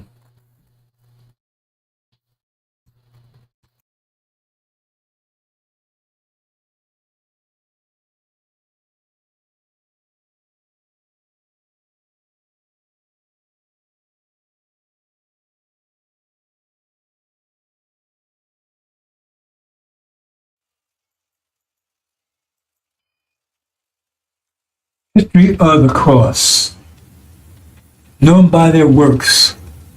What's the history of the cross? 500-year history of the cross. Murder, rape, destruction, deception, enslavement, burning, terrorizing. To maintain a slavery system, you must terrorize the people 24/7. They terrorize people from Africa and America for 400 years. Constant terror, 24/7. Rape, murder. In the name of Jesus. This was Christians, not Buddhists, not Hindus. Christians, in the name of Jesus, where they said Jesus cursed black people, they call them Ham, cursed them to be slaves and persecuted forever. In the name of Jesus, raped our women incessantly, pissed in our mouths, made us eat shit. And they took and tried to clean up, well, not clean it up, but make it look more fashionable, I guess, by calling it chitlins. That's after slavery, of course, after so-called slavery. Because what was endured was not slavery. Look up slavery. Look up slavery. It does include murder, rape, terror. This is a Holocaust. And then now they try to downplay it. Oh, that was 400 years ago. No, it wasn't 400 years ago. I don't care if it was a million years ago. It was 400 years ago. It lasts for 400 years. As they're doing today. They took everything away from the slaves. Everything. Their name, their culture, their families, their religion, their minds, everything. Fed their children to alligators as alligator bait. And then they talk about what's going on in Gaza when they did 1,000 times worse. What's going over in Gaza now is simply just a miniature version of what they did. What they did was far worse than what's going on in Gaza. Gaza's bad. It's genocide. What they did was far worse and much longer. That's the legacy of Christianity. Murder, rape, disease. They wiped out the native population with genocide and disease. Smallpox blankets, knowing they was full with disease. Herpes, syphilis, gonorrhea from sleep with animals. So-called common cold was not common. Didn't exist here on this side of the world until they brought it here. Murder, rape. When they was raping out women, they had a cross hanging from their neck. And again, they taught black, and this was God's will. God's will. The enslavement of our people. And they continue on even today. That's the legacy of Christianity, the cross. So where's your rap sheet? Every time they arrest one of our people, your rap sheet, what's your rap sheet? How you going to judge people for murder when you're guilty of murder beyond imagination for hundreds of years? Hundreds of years. Theft. You stole this land and murdered his people. And you crushed the native people here. When the braves would go out hunting, you would come into the camps like cowards and kill the women and smash the children's brains out on the hooves of your horses. This is the legacy of Christianity. That's the legacy of it. The question is, if instead of Columbus coming here, Dracula came here, Beelzebub, Wolfman, Frankenstein, Satan, and they all came instead of Columbus. What could they have done that Columbus and those that followed him did? Satan is the God of this world. That's the God they're serving. They have known him by their works. What are the works of Christianity? What are the works of Christianity? Where's the works of Christianity? Evil, deception, mischief, bloodshedding. It goes on today. And what's going on in Gaza, just reflection and microcosm of what was done here in America for hundreds of years. Raped out women incessantly. They would even rape while they was out in the fields picking cotton. They would jump off their horse and tell them to bend over and rape them. And tell them to keep picking cotton while they was doing it. This is the kind of stuff that they would do. Make one slave defecate in the slave and slave up in the mouth of another slave, and then bound it up so he couldn't spit it out for 7 days. That's a legacy of slavery. You did it all in the name of Jesus. There's a legacy of slavery. Legacy of slavery. 40 years plus. Legacy of Christianity. Legacy of the cross. That's the legacy. That's the true legacy. So whose works are those? Who are you serving? Who are you serving? The legacy of the cross. Where's your rap sheet, America? Gog? Where's your rap sheet, Magog? Britain? Where's your mateship? Where's your rap sheet? Antichrist, false Israel? Where's your rap sheet? Then they colonized Africa. They're stealing for ripping off everyone. That's the legacy of Christianity. It's been ruling for over 500 years. And now, the threat of nuclear war to finish off everything.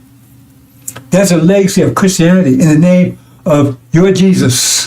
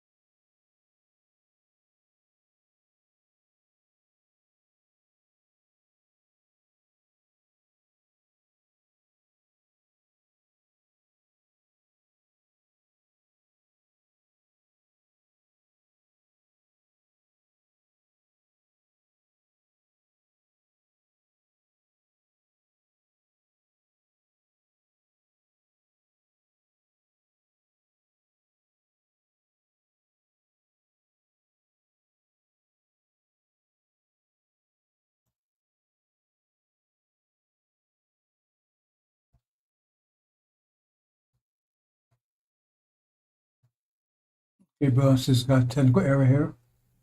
I think we meant to fix it.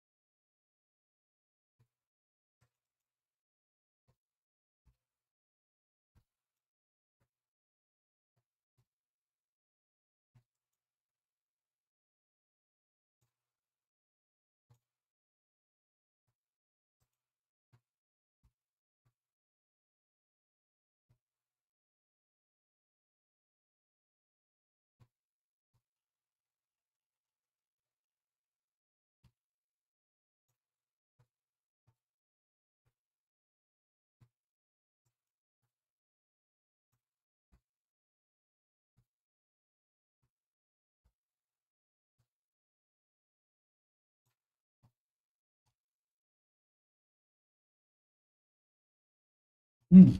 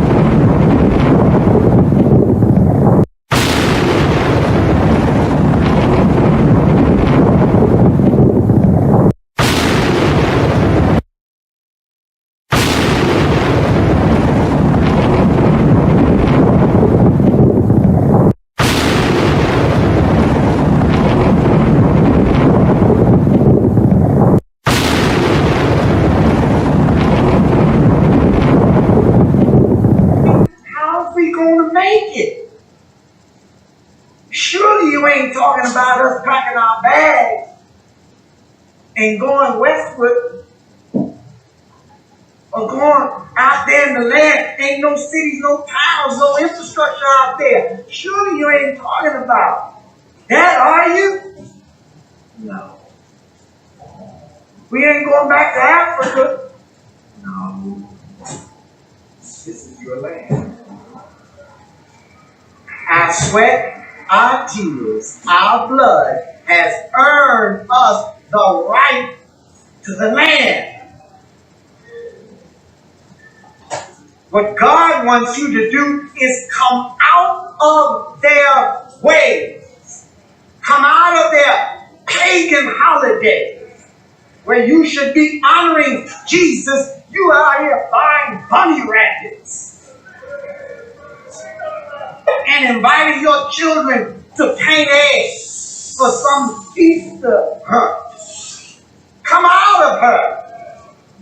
Get the Santa Claus out of your house and a tree that is the way of the pagans. Come out of her. St. Valentine's Day. The heck is that? Excuse me. Come out of her name. Come out of her religion. Come out of her culture. Come out of her way of life. Come out of her educational system.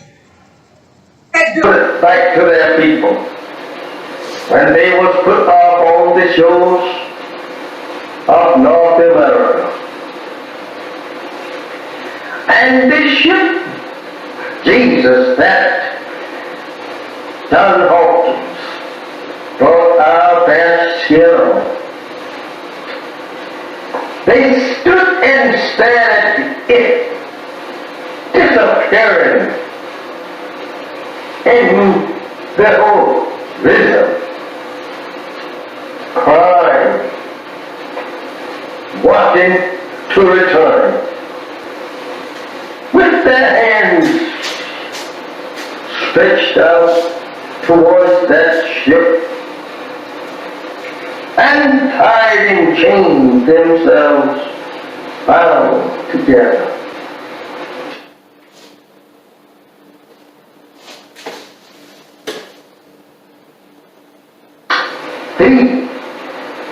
And when they was put off on this memorable shows, they stood there staring at that ship that brought them to a strange land and a strange people who could not speak either one's language.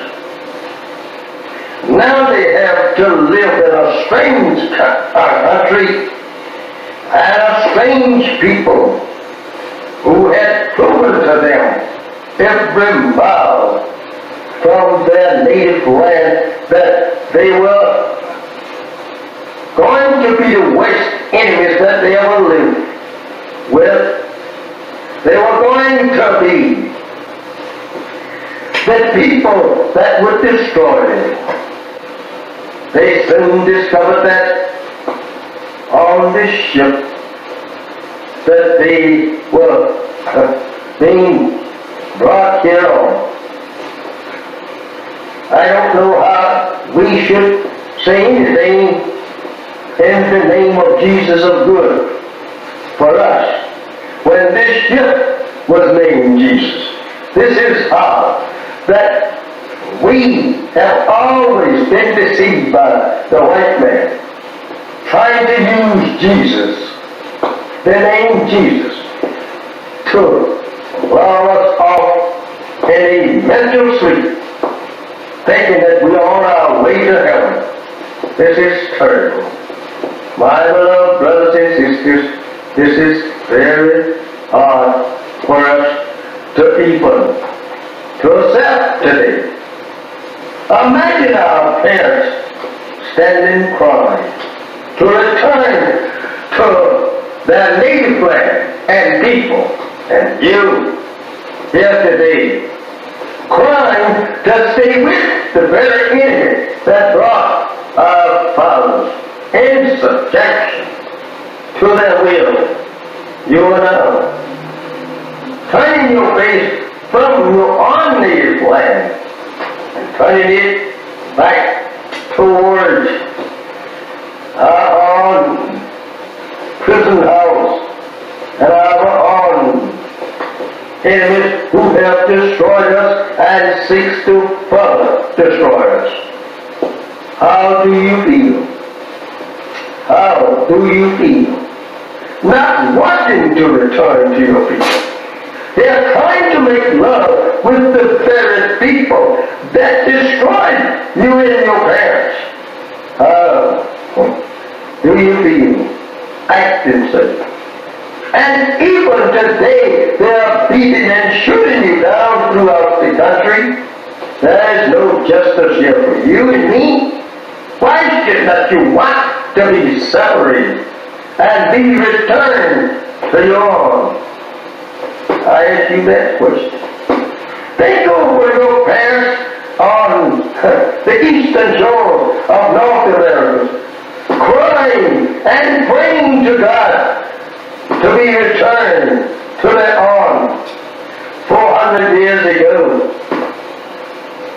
How would they like, or you like to see them rise up in the judgment condemning you for being such fools as now want to live in the land that absolutely enslaved them and killed them and beat them for 300 long years here.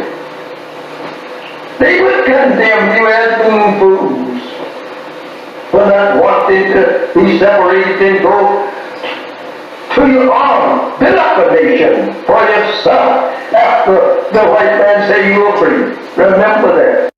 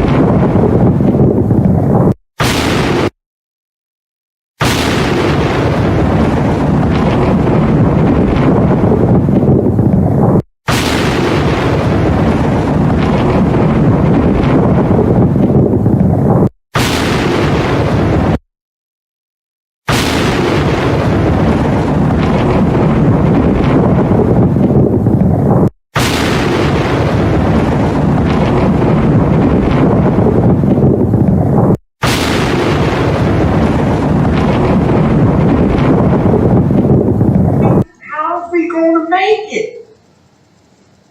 Surely you ain't talking about us packing our bags and going westward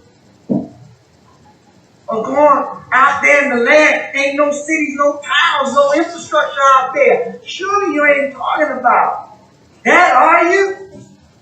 No. We ain't going back to Africa. No. This is your land. Our sweat, our tears, our blood has earned us the right to the land. What God wants you to do is come out of their ways. Come out of their pagan holidays where you should be honoring Jesus. You are out here buying bunny rabbits and inviting your children to paint eggs for some Easter hunt. Come out of her.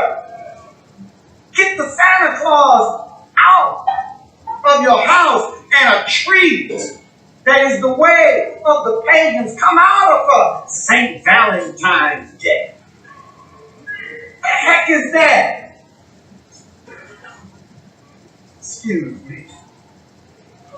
Come out of her name. Come out of her religion. Come out of her culture. Come out of her way of life. Come out of her educational system.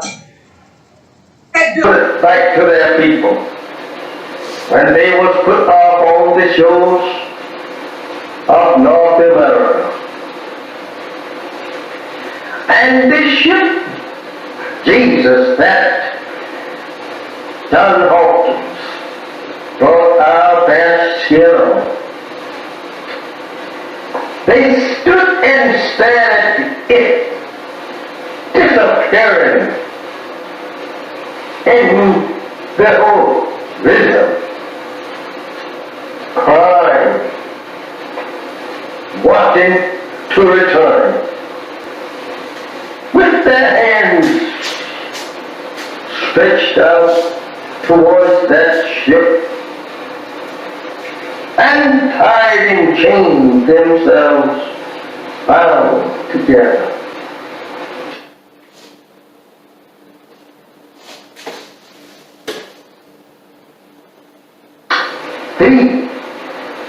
And when they was put off on this memorable shows, they stood there staring at that ship that brought them to a strange land and a strange people who could not speak either one's language. Now they have to live in a strange country and a strange people who had proven to them every mile from their native land that they were going to be the worst enemies that they ever lived with. They were going to be the people that would destroy them. They soon discovered that on this ship that they were being brought here on. I don't know how we should say anything in the name of Jesus of good for us when this ship was named Jesus. This is how that we have always been deceived by the white man, trying to use Jesus, the name Jesus, to lull us off in a mental sleep, thinking that we are on our way to heaven. This is terrible. My beloved brothers and sisters, this is very hard for us to even to accept today. Imagine our parents standing crying to return to their native land and people, and you here today crying to stay with the very enemy that brought our fathers in subjection to their will, you are now turning your face from your own native land and turning it back towards our own prison house and our own enemies who have destroyed us and seeks to further destroy us. How do you feel? How do you feel? Not wanting to return to your people. They are trying to make love with the very people that destroyed you and your parents. How do you feel acting such? And even today, they are beating and shooting you down throughout the country. There is no justice here for you and me. Why should not you want to be separated and be returned to your own? I ask you that question.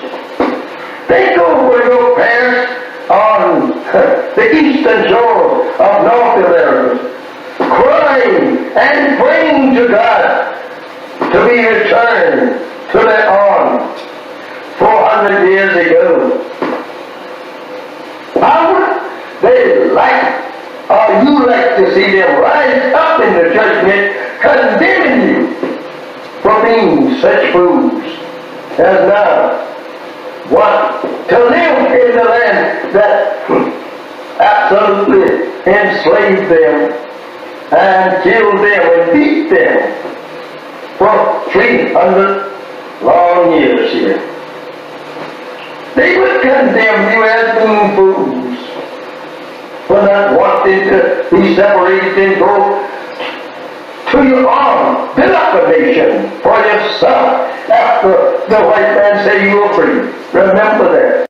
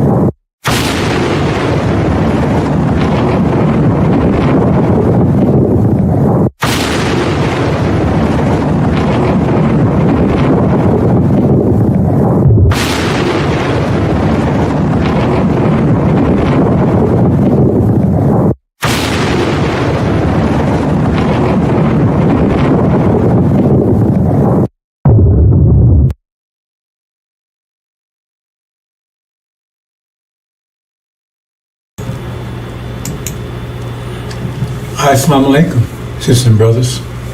Sulaiman Rahim here, National Covenant.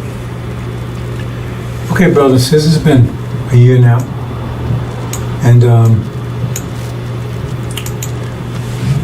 We're finally home after 40 years in Arabia. I'm reporting to you from Arabia. Finally home after 40 years. Right? And so we've been here a year now. And there was an agreement made. A former slave master, he said, we had a choice. Stay here or leave. Right? So we chose our inheritance, Arabia. So we left. And half the original people decided they wanted to give up their inheritance and traded for a place in America in reconciliation with their former slave master. That's their choice. They chose, said, we don't want to go over to Arabia. We don't go to where it's sand and all that stuff. We want to stay here in America. We've been here all our lives, been here 40 years, born here, right? And we can make peace with our slave master. Okay, so they decided to stay. And so after a year, right, we're getting reports of how things are going over there. And it doesn't sound too good. How things are going over in America with their reparations. Because they was given, they got 6 states, I believe.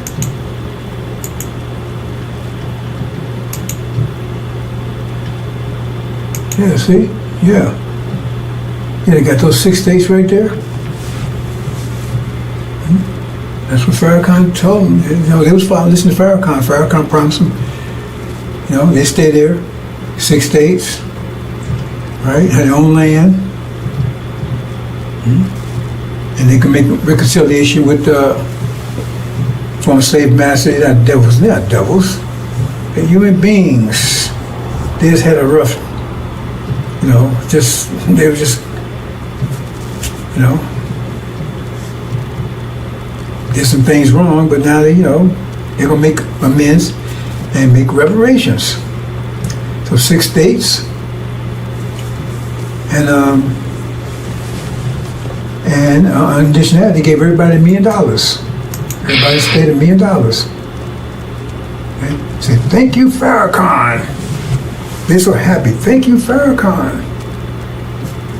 Thank you, Farrakhan. Man, you got 6 states. That's what you promised us. We got 6 states. They're thanking you. Thank you, Farrakhan. Right? And you know, I mean, this was a year ago. They got the 6 states. Thank you, Farrakhan. Right? Everybody got $1 million. Everybody $1 million. And they're rejoicing. Oh man, they're so happy. Hey, we made it. We made it. We got America, man. We got reconciliation for a master. We got 6 states. Everybody got $1 million. We're all rich. That was a year ago when we left. Okay, so we're in Arabia. They're still back there in America. And now we're getting reports a year later. This was the way it was a year ago, man. They were so happy. They were so happy. Right? And now we get reports of what's going on right now. Let's see. Oops, it says a power failure. Great power failure in those 6 states. Power failure. And just those 6 states. Right? So, and now they have a big master, they came asking to turn the power. Well, why can't they do it? Oh, Farrakhan didn't train anybody. He was telling you about 6 states, he never prepared you for them. So nobody knows how to do it. How to turn the power grid back on. So now he's begging, man, master, can you come and turn this thing back on for us? I mean, you would think that if he told them 6 states and promised them that he would have prepared them for it, right? Their schools and education, whatever they needed for that. But now I guess they didn't, because they said over there now he's begging the former master to come and turn the power back on. And then what? I mean, this is all that's happening now. I mean, I'm getting these imports in now. A year later, it's like they're coming in every hour. Power grid failure, right? Then say, oops, crop failure. All of a sudden, there's no. They say they looked and the farmers wasn't on the farmers said, oh. So then they asked master, what's happening here? How come right? Our crop. They found that the land they gave them wasn't that fertile. A year later, nothing's growing. Crop failure. And now they master, what's going to happen here? Right? And then, I mean, all these things, every hour that's coming in, right? And then they look, and they had, a year ago they had plenty of food on the shelves, right? And now, they look there now and all the food's gone. It's gone. She said, what am I going to do here? Food's gone. The house is empty. So he said, Master, we need some food. Well, how come you can't put your own food? I mean, you want your own country. You got your own states. That's your country. Then you run it. What are you calling us for? Right? And so they've been praying. And then, oops, no fuel. There's master, no fuel there. Well, you got to buy your fuel. You got to produce your own fuel. What you calling us for? You got your own 6 states now. What you calling us for? Go and get some fuel. You got money, right? You got your own states. So you got to get your own. What you calling us for? You said you wanted your own, so now you got it. And you got your reparations, so we don't owe you anything anymore. We don't owe you anything anymore, so what you calling us for? We don't owe you anything. You said you agreed to 6 states and $1 million per person. You took that instead of your inheritance, what you call the Abrahamic covenant, Arabia. Your brothers and sisters, they left. They took that was offered to them. They took it, and you said no. I want this instead. So now you got it. So what you calling us for? Oh, no communications. Oh man. No communications, right?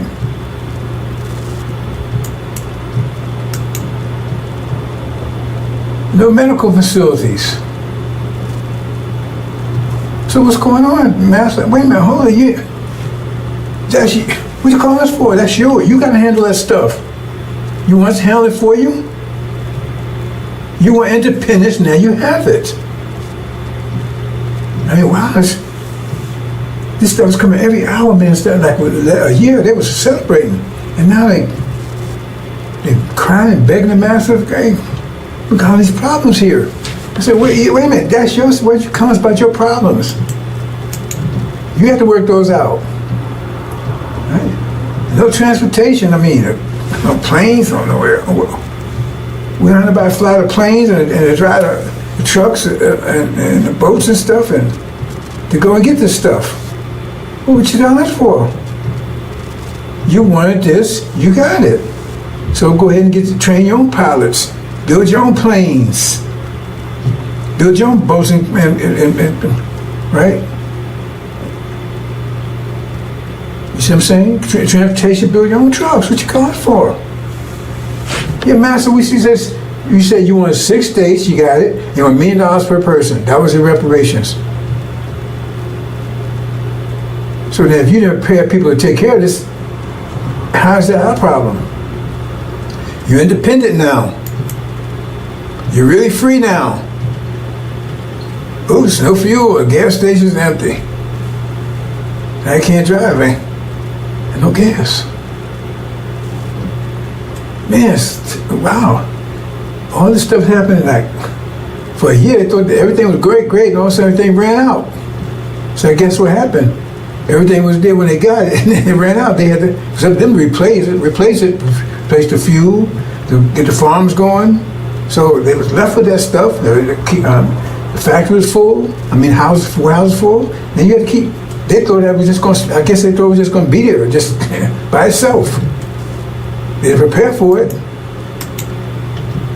See, and they ain't trained any engineers and scientists and architects and stuff. They ain't, you know, business. They didn't train anybody. So Farrakhan, he told you he's going to get this for you, but he didn't prepare you for it. He didn't get anybody to handle this stuff. So what was that all about? So now he asked the master, hey, don't call on me. You was here, you had it when you was here with me. You said you want independence, you wanted reparations, so you gave it to you. Well, call on your brothers over there. They left, they handled their own business. You said you want to stay here. Right? See? You don't have any professionals or technicians, scientists, doctors, none of that. See? I mean, that's what, you know, because, I mean, if you're going to set reparation, you should be preparing for that, right? So if he was telling you about reparation, you should be preparing for it. If he thought, if he said, God said that's what he's going to get you, so if God told him he's going to get that for you, then he should, like when God told Noah there was a flood coming, to only build an ark, so he started building an ark.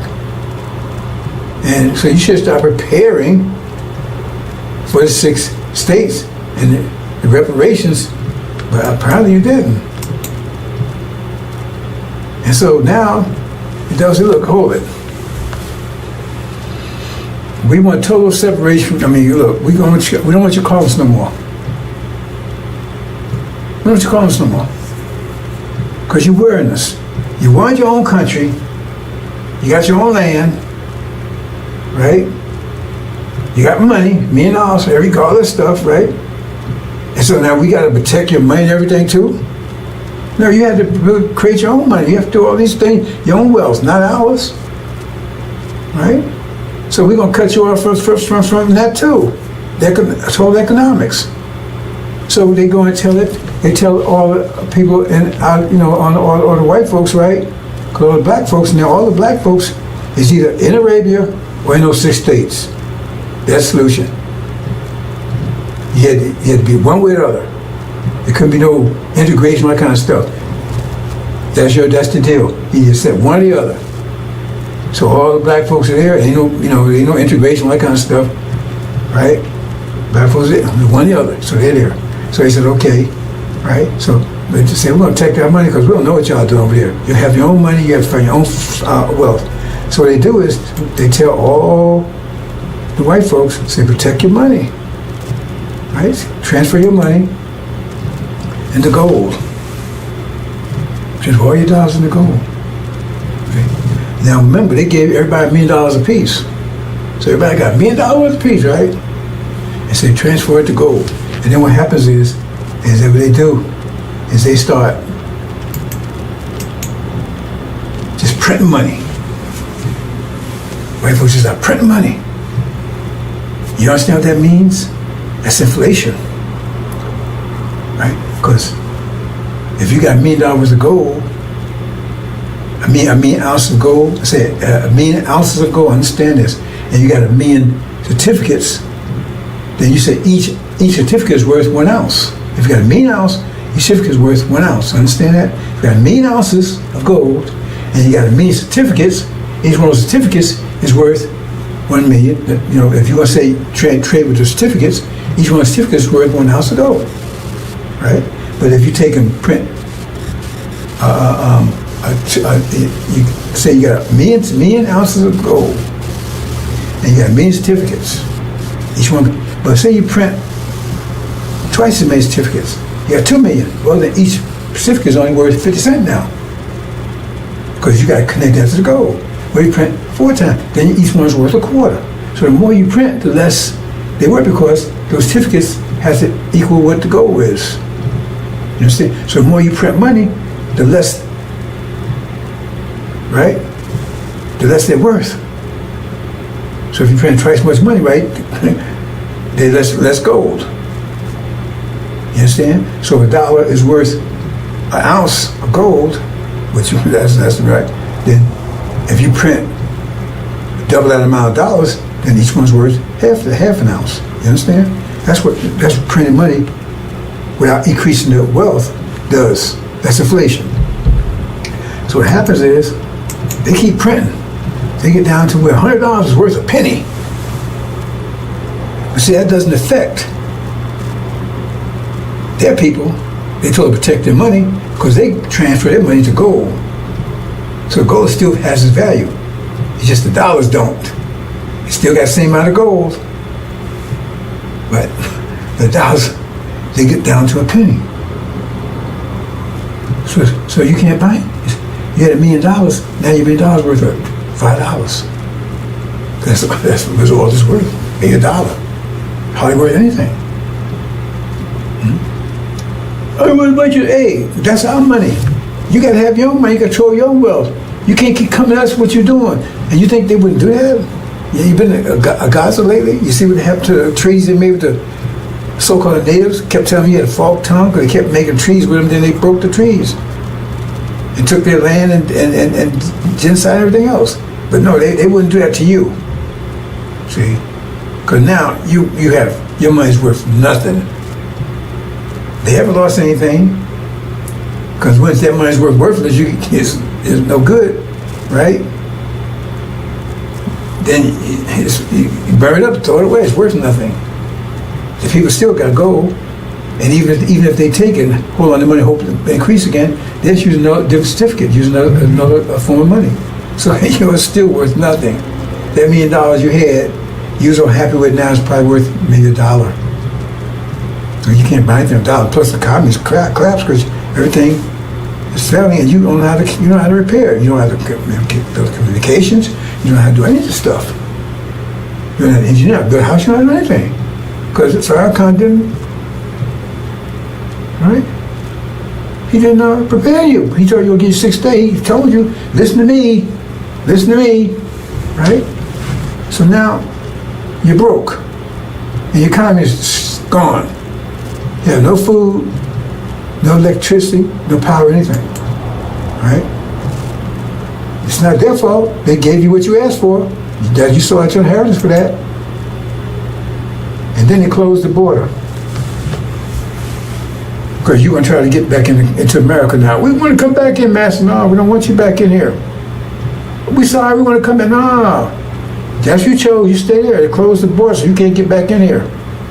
You can't get back in America, into what you call your land now? Swaziland or something? Farrakhan. Maybe call it Traveland. Farrakhan. Named after Farrakhan. Right? So they close the borders, you can't. Because now you're hungry and everything else, your money's worthless. Oh God, come back, Master, I'll come back work for you, I'll work for Popeyes, I'll do anything you want. No, remember, now blacks, either they over in Arabia or they in that land. There are no blacks in America, in places, just in that land, that you 6 states. And now you're starving, you ain't got your money's worthless, nothing works, and they close the border. Right? And then you see Master, you on the phone, you talking to the guy that you kept treating, help you. Hey, we finally got rid of them niggas. Finally got rid of them. Finally got rid of them. See on the phone. Yeah, it worked. We sold them no reparations. We sold them that used car. It turned the miles back and everything else, and they bought it. See? They could have had a BMW. They could have had a Lamborghini. They sold that for a BMW that looked good. Damn thing didn't work. And now they're starving, living in tents.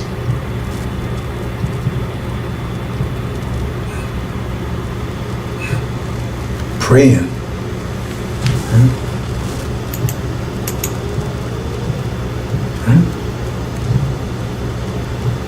So what? Then what next?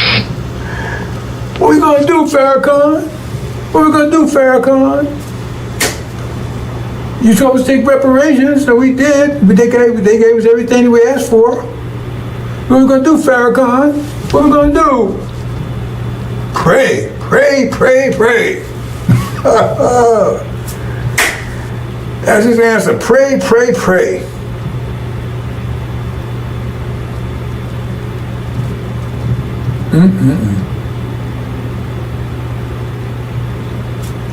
That's your reparations. Like Elijah Muhammad said, he had a big picture.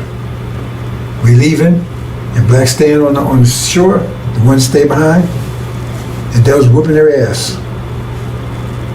Right? Because they thought you think they would give you some land and take care of you? You think they want to do that? And go bankrupt, give everybody $1 million? You know how much that is? If it's 17 million, if it's 17 million times 17 million times a million is like $17 trillion, I think, something like that there. And they're going to do all that for you. They want to get rid of you. So now they have succeeded. Because they closed the border. What you going to do? You want to fight to come out? They closed the border. They got the military around there. They finally got rid of you. No more black problem, no more Negro problem anymore. One group's out of here, another group that's here. They're gone, and our hands are clean. We gave them what they wanted. Well, anything. Okay. God honors contracts. Remember he honored the contract with Jacob. Esau sold his birthright for a bowl of soup to Jacob, when it was Esau's inheritance, and God honored it. Okay, Jacob, it's yours. You're the one. And that's the deal. Because he ain't your friend. Pharaoh ain't your friend. Pray, pray, pray. That's the answer. This is homeland you was promised. You know you rejected it. So now you got what you asked for. So if they gave you reparations today or tomorrow, how would that scenario not play out like that? Well, they say, okay, you got it. Tell me how the scenario wouldn't play out like that. And tell me why they wouldn't do it. They love you so much, they're going to say, okay, we're going to take care of them. I mean, why should they go out their way to take care of you when you was right here? You was working at Popeyes and living in the get up on Section 8, all that stuff right here where they, because you know they're trying to get rid of that stuff right now. Trump's trying to get all that stuff right now. Because they're closing on you, you don't realize it. Anyway, that's just, that's what's happening over in America. Wow. Boys come here. Disaster over there. And I just got a call. Oh, wait, hold on. Really? You serious? Our ambassador just got a call from I don't know what they call it. We call it Conland or something. I forgot what it's some name to call it right there. That 6th day. They begged us to come and help. Can they come over here? Can we come and get them? Really? Can we come and get them and bring them? Oh no. Now he went and asked Master Farad Muhammad, right? He said, no, hell no. We ain't going to get them. And I agree with that. Yeah, the pastor said he said, let's call him, and he passed the word to Master Farad Muhammad. Master Muhammad said, send him back. Master, no, we can't come and get you. You chose, you made your choice, live with it. Or die, whatever the situation is. Wow. I can't believe that. They actually, right, sent a message over. I don't know how they did. I don't have any communication with it. Somehow they got the information over to him. Said, would we please come and get him? Nope. Said, no, tell him no. And don't waste time communicating with us anymore. You got your land, you got your reparations, you got your money, you got Farrakhan as your leader. Yeah, tell him, talk to him, let him straighten out for you. He didn't want to sell you the idea. He was a salesman. So you on that idea of reparations. We told you. Right? Suleiman, right? He was the messenger to you, telling you, look, man, let's go home. You said no. You chose not to.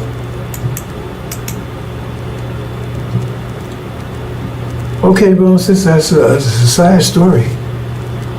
But I guess that's it. Is that it? Well, they're not getting more reports on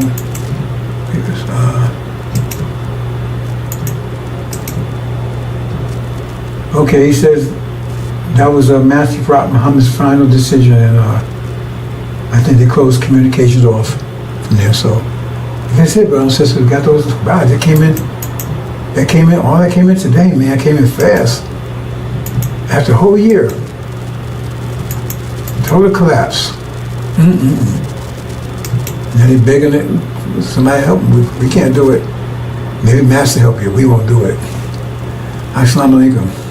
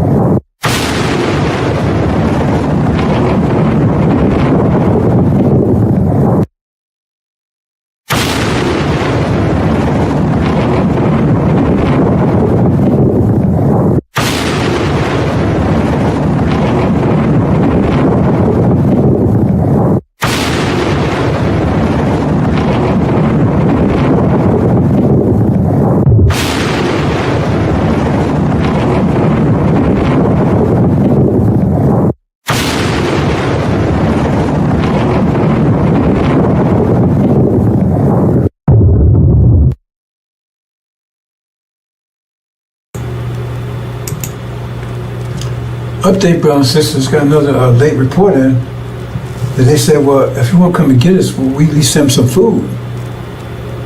They begged, said, please send them some food. Master Muhammad said, we got to send them a damn thing, nothing, zero. He said, please just send some food.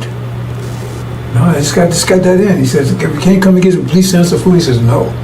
He refused. That's the report. I just got the information from the ambassador. He said, they sent that, and he's ready to meet. He says, no. He said, please, just please send us some food. He said, no way. You made your choice, case closed. Okay, just got that in, brothers and sisters. Assalamu alaikum.